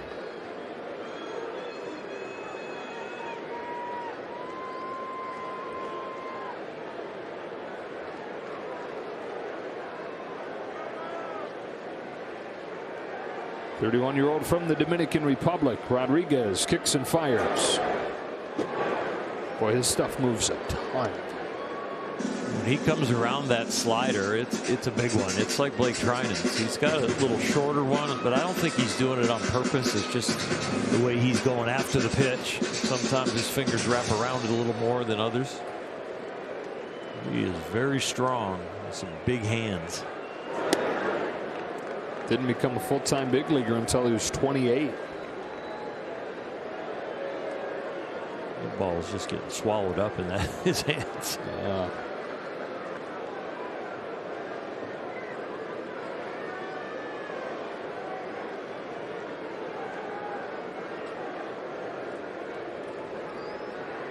His 2-1 is high, ball 3.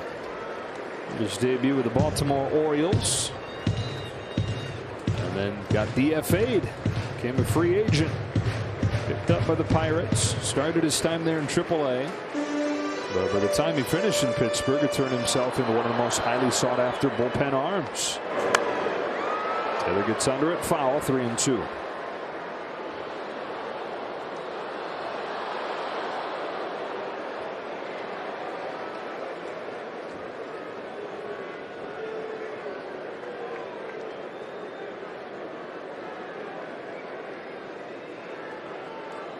Two out, nobody on. Dodgers need to get some more balls in play. Give them a chance. Since Muncy's triple in the 3rd, they're 0 for 12 with 8 Ks. Lay down it. Do it again. Tyler Matzek warming. This is another one of those games where the pitching has been outstanding. The offense has just been enough, and that's what they're looking for now, the enough. 21-6 August, despite the scoring numbers being down. It's a walk for Taylor and a 2-out base runner. 2 runs on 3 hits. And they're trying to find a W out of this equation. It's disappointing that you lost a 2-0 lead, but it also puts a little light on the offense to get going.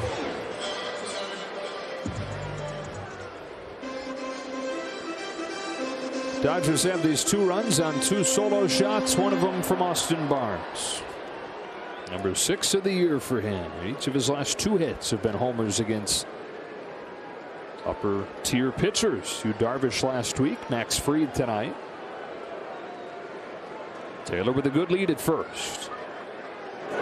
Barnes wraps one on the ground to short. And Swanson kicks it into foul ground. Everybody's safe. Go ahead, run into scoring position. A few hops in the right spot. The 6 hole over there, a little bit jammed, but they were shading him up the middle. Also on the line at third and just hit in the right spot. Even if he gloves that, everybody's going to be safe.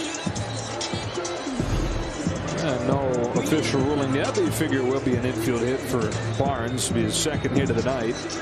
Cody Bellinger's been announced as the pinch hitter, and just like that, here comes Brian Snitker out of the dugout. He's going to make the change. The righty Rodriguez to the lefty Matson.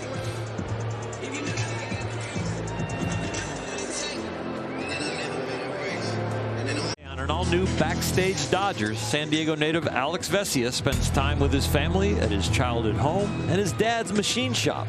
Then he pitches in his hometown for the first time as a major leaguer. Don't miss Backstage Dodgers this Friday, presented by Cadillac. Tanner Matzik had not given up a run since July 6th prior to last night, when the Dodgers got one against him, tagged him with the loss. And he's brought on to face a pinch hitting Cody Bellinger. So Bellinger finds himself with a chance against a lefty. The game perhaps on the line. 2 on, 2 out in the 7th. First one comes home, and Bellinger swings and misses.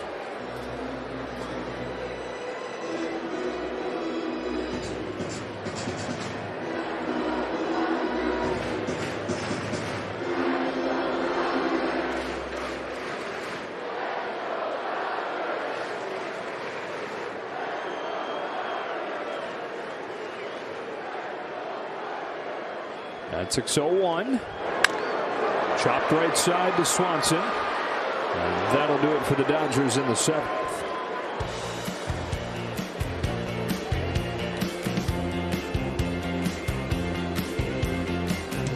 The Nissan calendar. They travel to San Francisco and take on the Giants. A 3-game series that begins on Friday night with first place on the line. And then a quick turnaround because they play Sunday Night Baseball and then have a 1 o'clock game Pacific, 3 o'clock local in St. Louis Monday. Brewers have retaken the lead, 3-2 Milwaukee, top of the 7th. And Alex Vesia comes on to pitch for his first game of the 3 in this series. He allowed a run for the first time in 11 appearances on Friday, but he has been outstanding for the Dodgers for a long time. And we were complimenting Max Scherzer on what great swing and miss stuff that he had tonight. Well, Alex Vesia has the best swing and miss stuff coming out of the Dodger bullpen on the year. If you swing at it, you miss it 40% of the time. Orlando Arcia fouls off the first pitch, strike 1. That's some of the best swing and miss stuff in the league. Especially on his fastball. I mean, usually the highest swing and miss rates are on breaking stuff, but he gets swing and miss on the fastball at a rate with the very best fastball pitchers in the sport.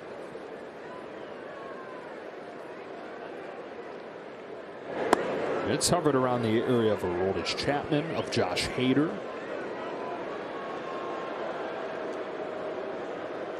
1-1 on Arcia.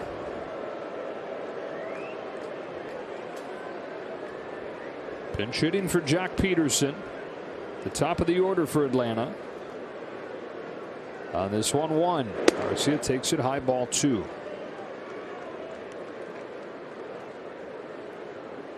Arcia just recalled today with the rosters expanding. Handful of games this season with Atlanta. Most of his career spent in Milwaukee.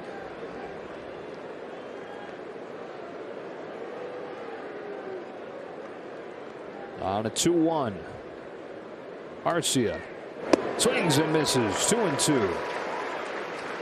We've got Barnes at the backswing there.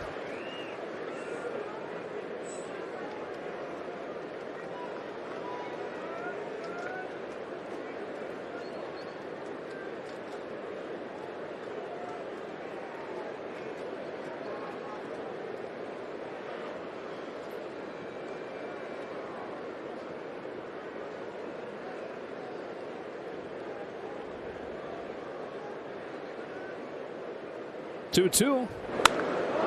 Driven to left center field. Pollock goes back and makes the catch. That one didn't scare me because Seager's ball didn't go out. And that one didn't sound or look like off the bat it was hit as well as Corey's. And it was going right to that pretty deep part of the park. Shortstop number 7, Dansby Swanson. So one away in this 8th inning for Dansby Swanson. 0 for 3 tonight, 1 for 10 in this series.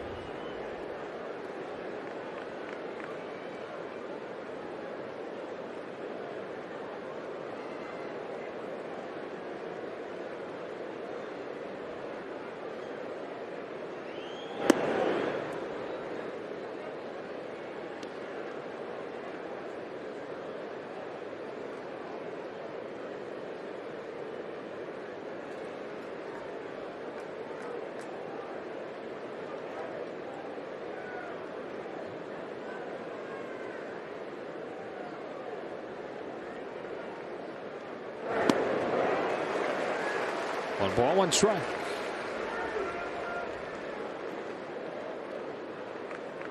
What do you look at right from the bench? The right field wall staring right at you. They cannot say that they don't scoreboard watch. It is right in front of their nose. Giant win and a Dodger loss would mean first place for the first time since April. 1-2 on Swanson.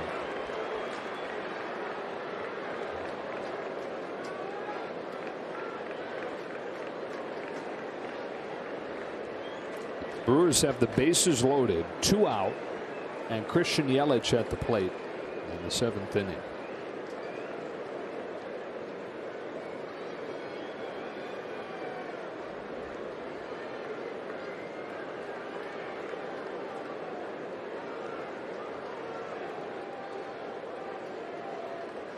Here's the 1-2. Fly to center field. Taylor on his horse. Track. Wall. Gone. Dansby Swanson hits it out. 26th of the season. And the Braves lead for the first time tonight.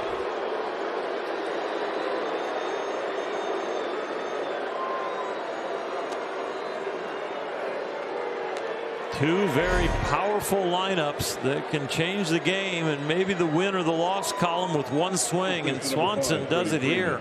Right center gap, and that one is far enough.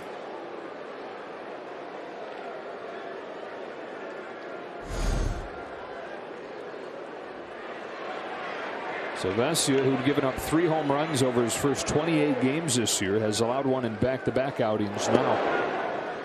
1-0 on Freeman. It was Max Scherzer that has given up 70% of his runs this year on home runs. Didn't give up any tonight. And then the Dodger bullpen has given up 2 big flies.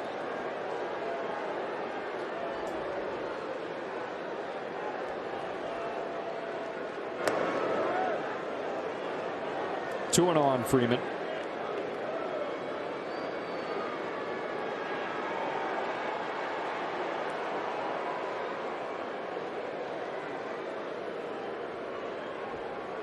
It's like a mirror image of last night's game.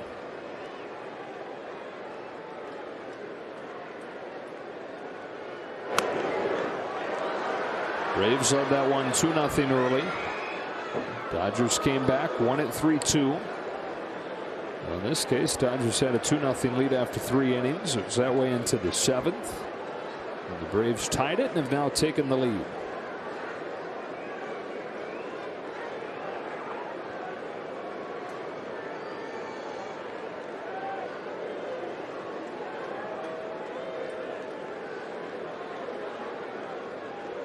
Giants got out of that, by the way, without further damage. So still 3-2.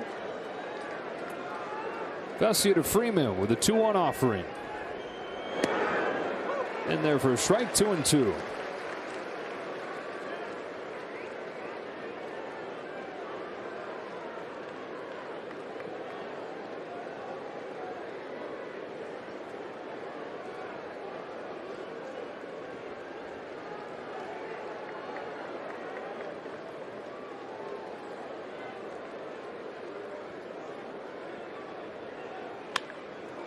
Freeman on the ground is second. In short right field, Trey Turner. 4 at 9-3. 4 at a short 9, but yeah, he was out there. Cover a lot of ground with that range or that positioning. Third baseman number 27, Austin Riley. Braves up 3-2 here in the 8th. And with Riley coming to hit now and Vesia having faced 3. Dave Roberts will go get Phil Bickford out of the pen.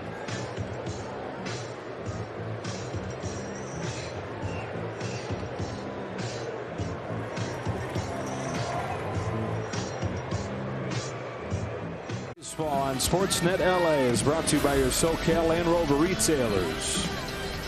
Braves have turned this one upside down, leading 3-2. Phil Bickford comes on with 2 gone in the 8th. Another guy's got great swing and miss stuff because of that optical illusion up fastball, and the breaking ball has gotten much better. I'm sure he's gotten some good tips down there in the bullpen from all the guys like Joe Kelly and Trinan that have outstanding breaking balls. You learn a lot in the bullpen when you sit with guys every night for 9 innings. Sometimes for 8 because you've got to come in for your 1. Base is empty for Riley. Second game of the series for Bickford. Gave up a home run on Monday night to Adam Duvall.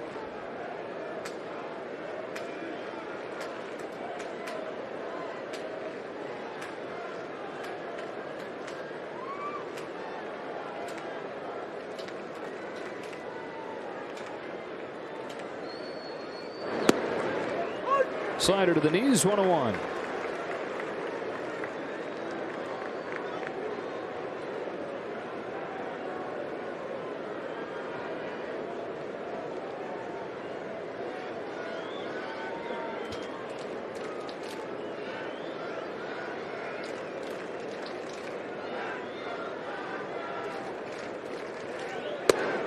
Pinpoint.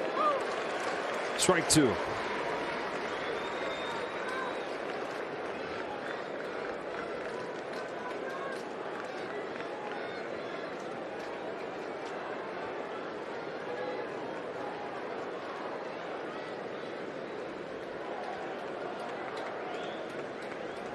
Bickford home with a 1-2 pitch.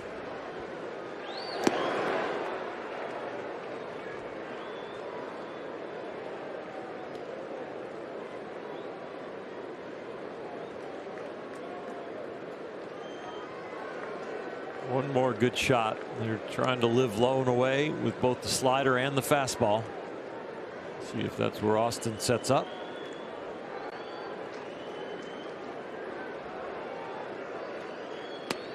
Slider, good take by Riley, full count. Both Phil Bickford and Austin Barnes are thinking, how can he take that?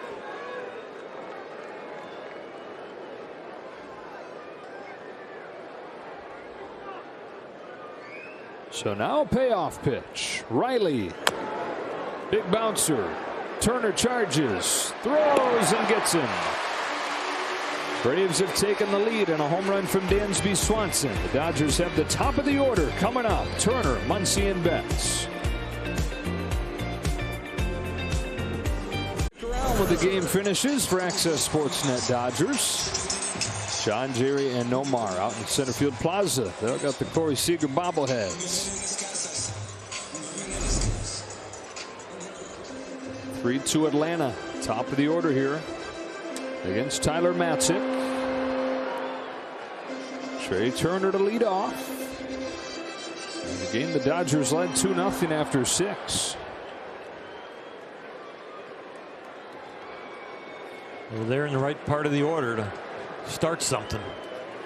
Get this fleet-footed guy on.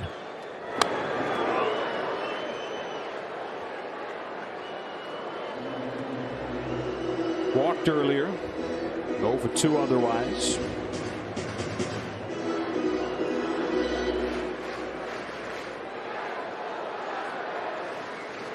They got 6 shutout innings from one end of the trade. Max Scherzer the other piece of that trade. Trey Turner leading off the 8th. And taking a strike, 0-2.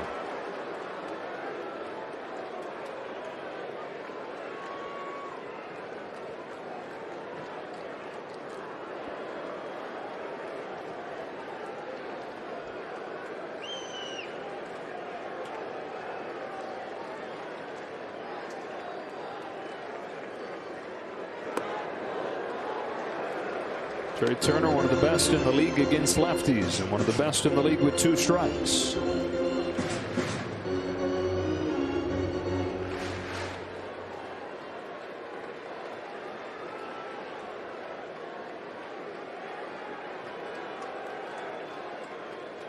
Leading off the 8th. And getting up on top of that ball and rip it into the left field. On his way to second with a leadoff double. Tying run in scoring position just like that.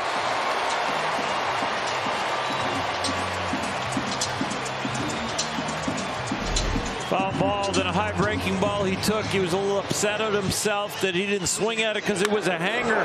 Well, then this one goes back up around the shoulders at 96. He just tomahawks that thing out to left field. Put some top spin on it. That's how far on top he got on it. Yeah, supposed to be able to hit it like that over there on that pitch with 2 strikes on you. When you have his sound of a 2-strike approach as we've seen him have. But he pummels it into the corner. And now Muncy comes up with a home run and a double under his, or a triple under his belt tonight.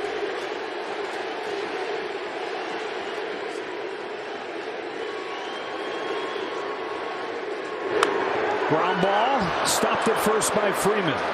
Matzik beats him to the bag. Tying run moves up now 90 feet away. Unselfish at bat right there. Breaking ball, he knows he's going to be out in front of it. He does a good job extending his swing to make contact with it, pull it. Watch him slightly get fooled, but no, he just kind of says, okay, I'll just place it over there. He slowed the bat down to make contact.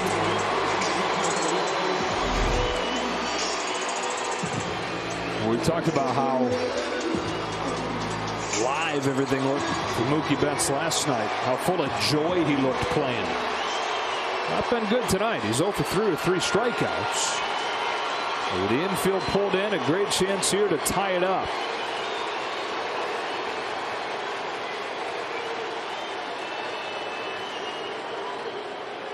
First pitch.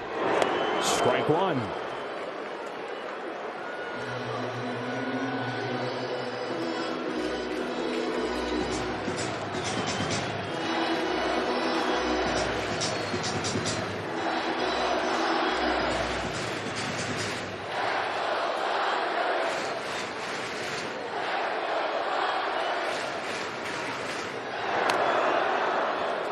Two. Matzik starts him with a couple back foot breaking balls. Searching for a strikeout. The tying run at third and 1 gone.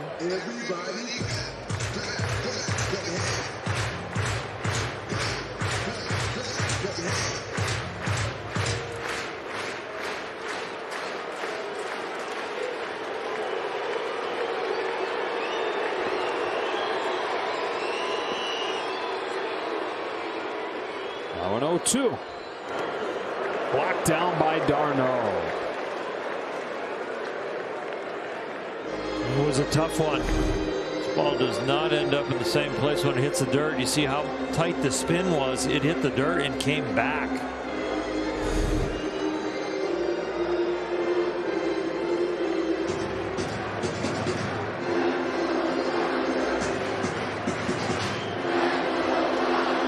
Matzik can go as high as 97, 98. Turner turned around at 96. He's gone with some 88-mile-an-hour sliders. He can go as slow as 81 with his curveball. Fouls it off. 97 on the knuckles. Emergency hack right there. Got exactly what he wanted, just to be in the batter's box still.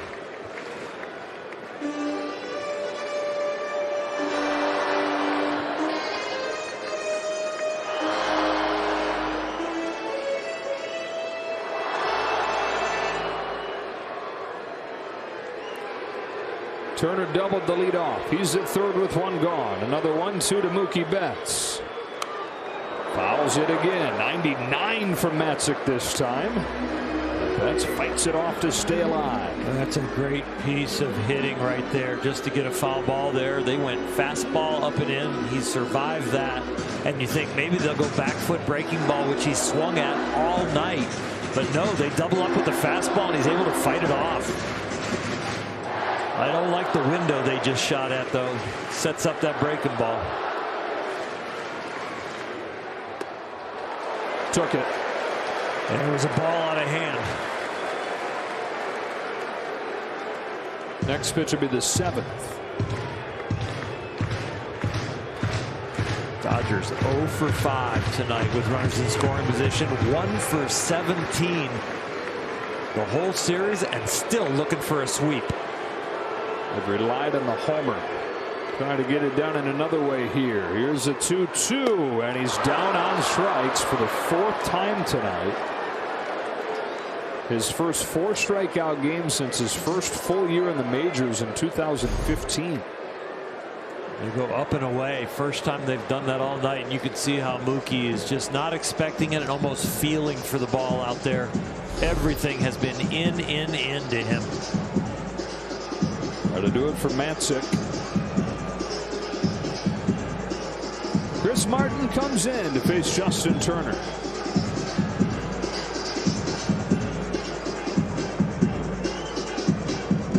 Game in the 8th, and Chris Martin is on to face Justin Turner.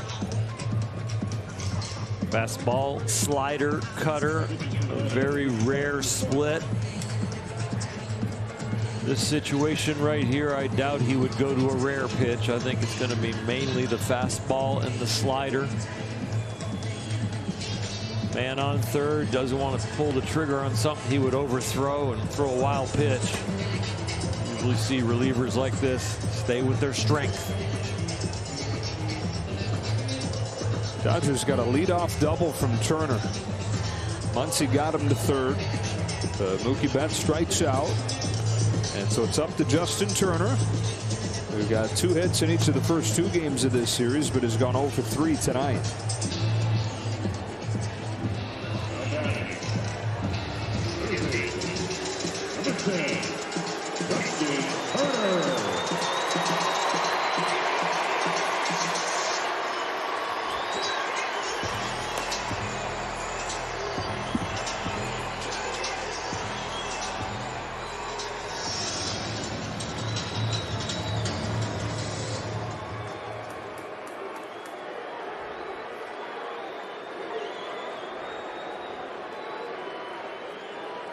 So here we go. Martin deals, and Turner swats it foul.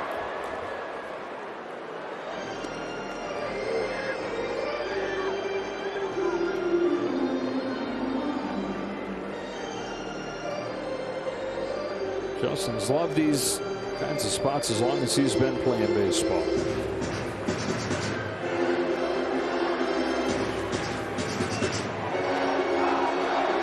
Some people's heartbeat goes up. I think his goes down.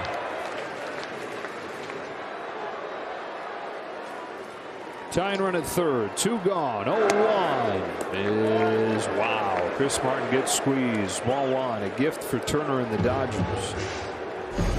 This is a perfect pitch.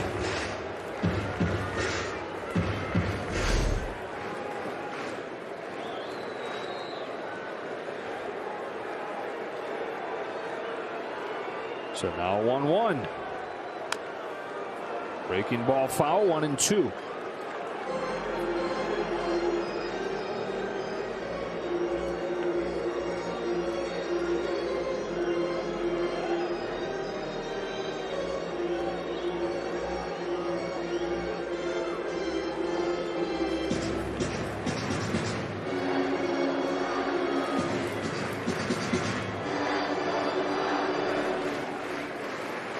It's a fastball.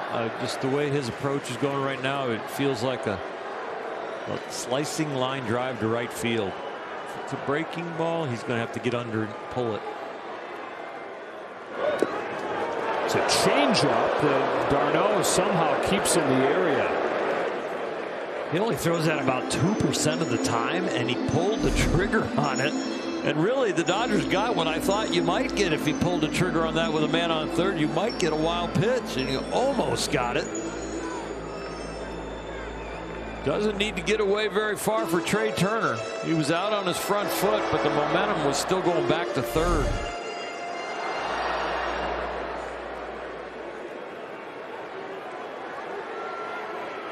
So it's 2-2. Justin Turner hits one on the ground. Base hit left field. This game is tied on a 2-out base hit from Justin Turner.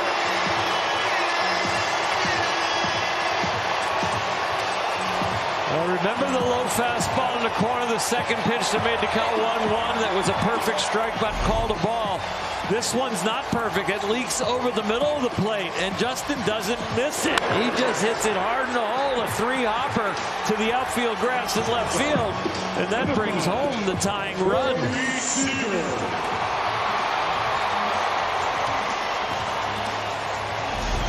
A whole book of big hits in his Dodger career. They take advantage of the leadoff double from Trey Turner. Back at square one, tied at 3, and Seager at the plate. Just missed a home run his last time. Always aggressive. Strike one. Looking for some bobblehead magic.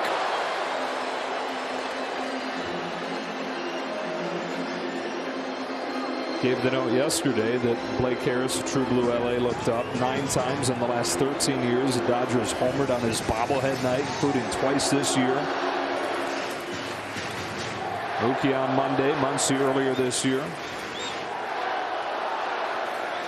Seager had the game-winning double in the bottom of the 8th inning last night. On this 0-1 from Martin, he swings and misses at another change. To lefties, he'll throw it about 22% of the time. The rare one was to Turner, which almost cost him a run until Turner drove it in himself.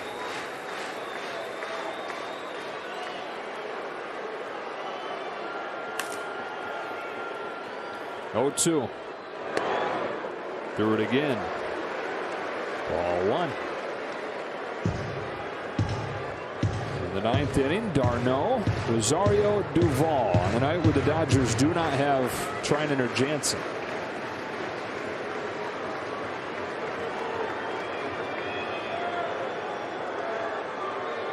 The 1-2. Good take. 2-2. Outstanding take. Think about those 2 changeups away, and then that one. A lot to pick up with your eyes. Justin Turner off first. Martin to Seager with a 2-2. Another changeup, and the count goes full, and so the go-ahead run will get a head start.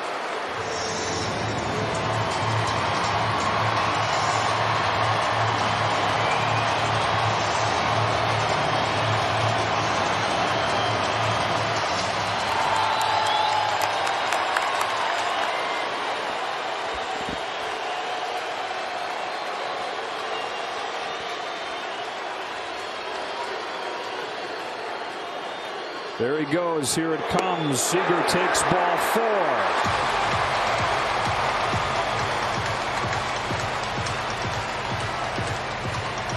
Go ahead run into scoring position, and it's Pollock coming up. Welcome to September baseball. And welcome to Dodger Stadium with 50,000 fans, making that mound feel like a very lonely place. This place is rocking. Number 11, A.J.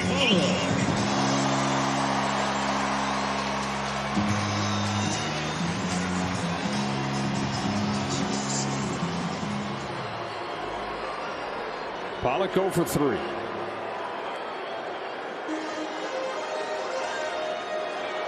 A leadoff double. Then 2 outs. Base hit from Turner to tie it. Seager walks. Pollock and the Dodgers now with a chance for the lead. Ground ball, base hit left field. Here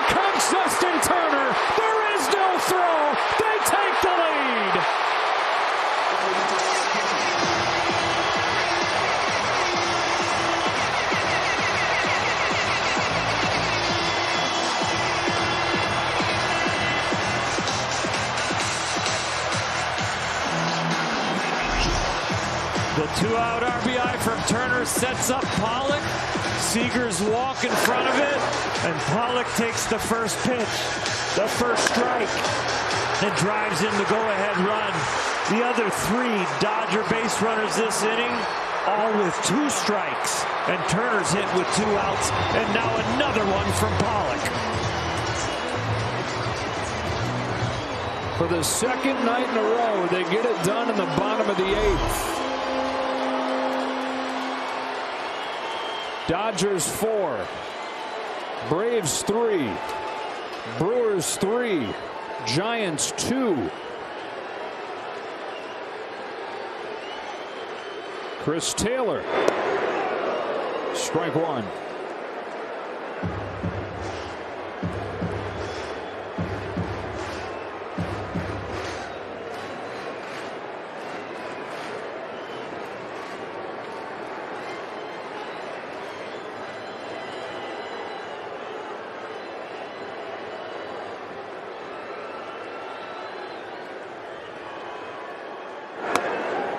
And now ball 1.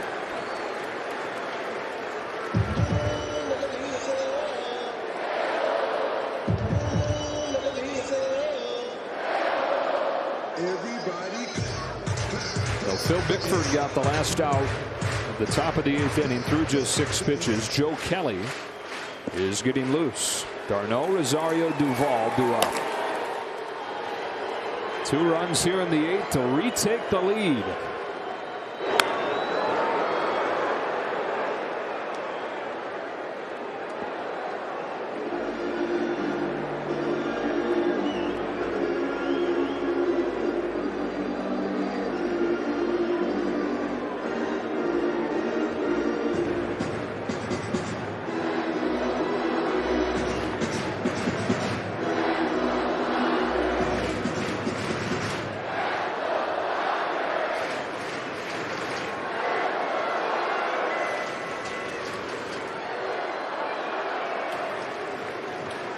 Two on, 2 out, and a 1-2. Inside ball 2.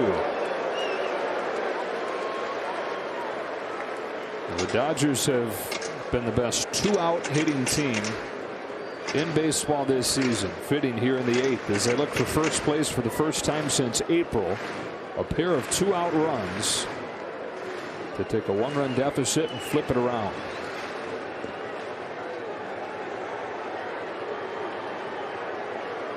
Deuce is wild now. Martin to Taylor.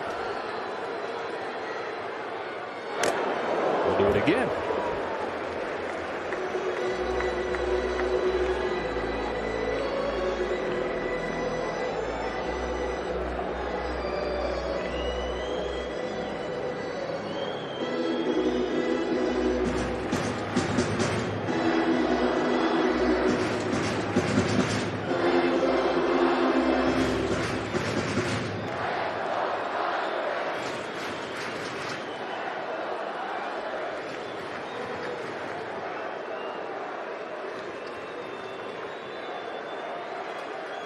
Another 2-2 taken for strike 3, and that's that for the Dodgers in the 8th. But they make some magic here from down 3-2 to in front 4-3, all with 2 gone. Turner ties it. Pollock gives him the lead. Fasten those seatbelts to the 9th inning. First place in sight. Comes into a roar from this Dodger Stadium crowd, trying to lock down a 4-3 win. Well, Joe sometimes can be the face of the bullpen. He can come in and he establishes some order. He has electric stuff, but he also has to do some of the dirty work sometimes, which is a little chin music, some good breaking balls, embarrass some hitters, and make some facial expressions. And these fans have taken to a real fond liking to this man. Last pitched on Sunday and had the worst command we've seen him have since his first couple outings of the season. Walked 3, gave up 2 runs in 1 inning against the Rockies. As you see in San Francisco, still 3-2, Brewers in front. Bottom of the 8th inning in that game. Darno leads it off, then Rosario, then Duvall. What a series this has been. 3 riveting games. Rematch of the championship series, perhaps a preview of a postseason series this year. Generous strike. Dodgers have caught some breaks with Manny Gonzalez's zone tonight. This one's a little low. Lots of plate with the wrong height. Lots of plate, lots of shins.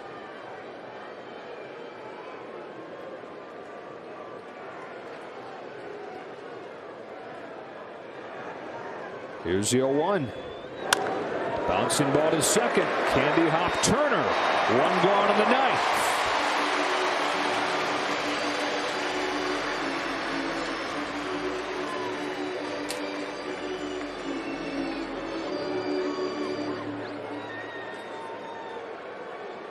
Fielder number 8, Eddie Rosario. Dodgers by a run. Here's Rosario, whose 2-run home run in the 7th against Graterol tied it. His first as a Brave, his 8th this year. Guy that has a 32 home run season in his career.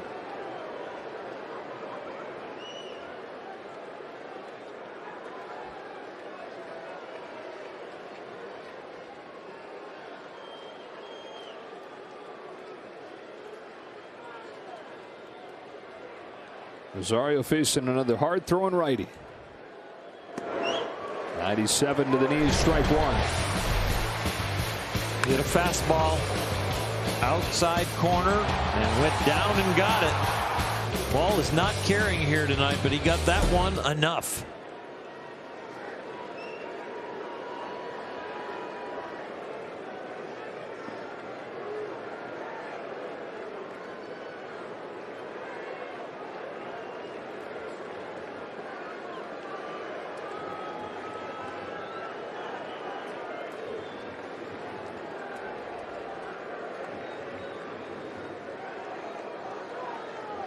Kelly's 0-1. Strike 2. Filthy changeup.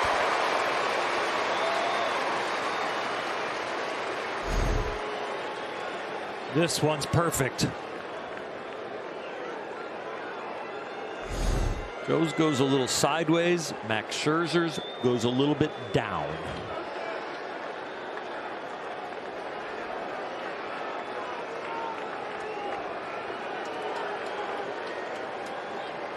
The set, the 0-2.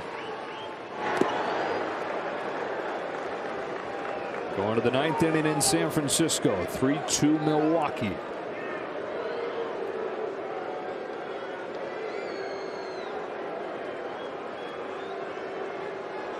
Dodgers by a run here in the 9th. Looking to make it 8 consecutive wins in games decided by a run.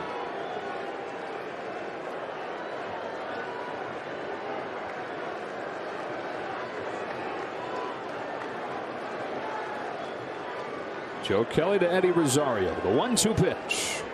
But with a breaking ball, it was fouled off.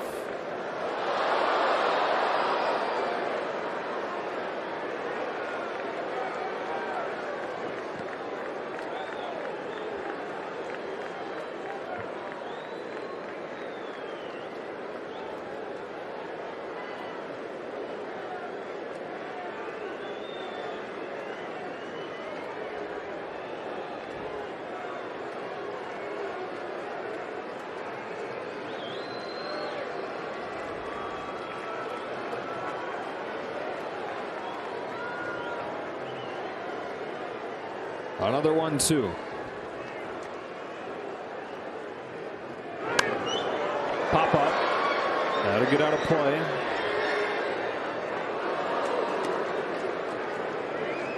The Dodgers led this game 1-0 after an inning on a Muncy home run. Got another home run from Barnes in the 3rd. Braves tied it in the 7th, took the lead in the 8th, but the Dodgers didn't waste any time taking it right back with two out runs in the bottom of the 8th. And now here we are in the 9th. 1 gone, bases empty, and another 1-2 pitch coming from Joe Kelly.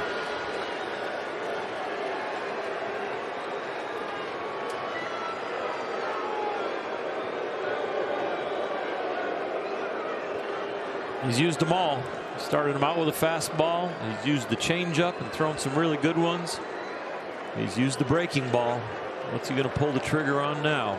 He can go for a corner. Target set low and away for this 1-2. Fastball grounded to first from Muncy. 2 gone in the 9th inning.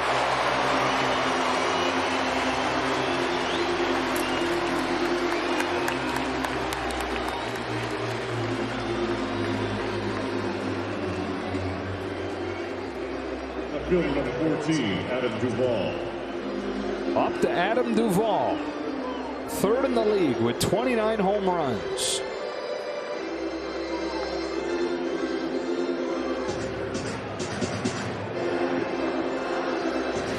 That is pretty much the only way the Braves have gotten runs in this series. 7 of the 8 they've scored.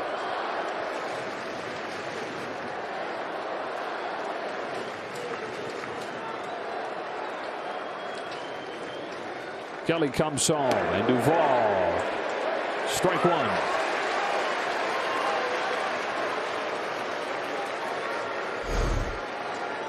Fastball down. He can't hold up. He's cheating to try and tie the game.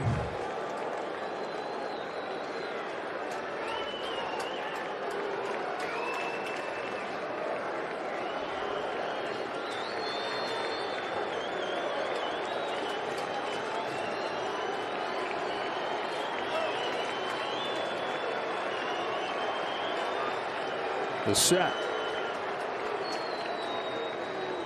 The 0-1 on the hands, left side. Turner's there. Hello, first place.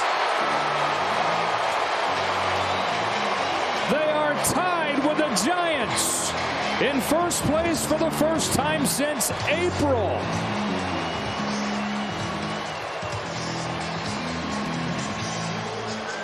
They were up, they were tied, they were down, and they won this one. And as they go through their hugs and handshakes, Lorenzo Cain steps on home with a solo home run to lead off the top of the 9th for the Brewers, who now lead the Giants 4-2. They can get 3 outs there. Dodgers will be alone in first for the first time since April 26.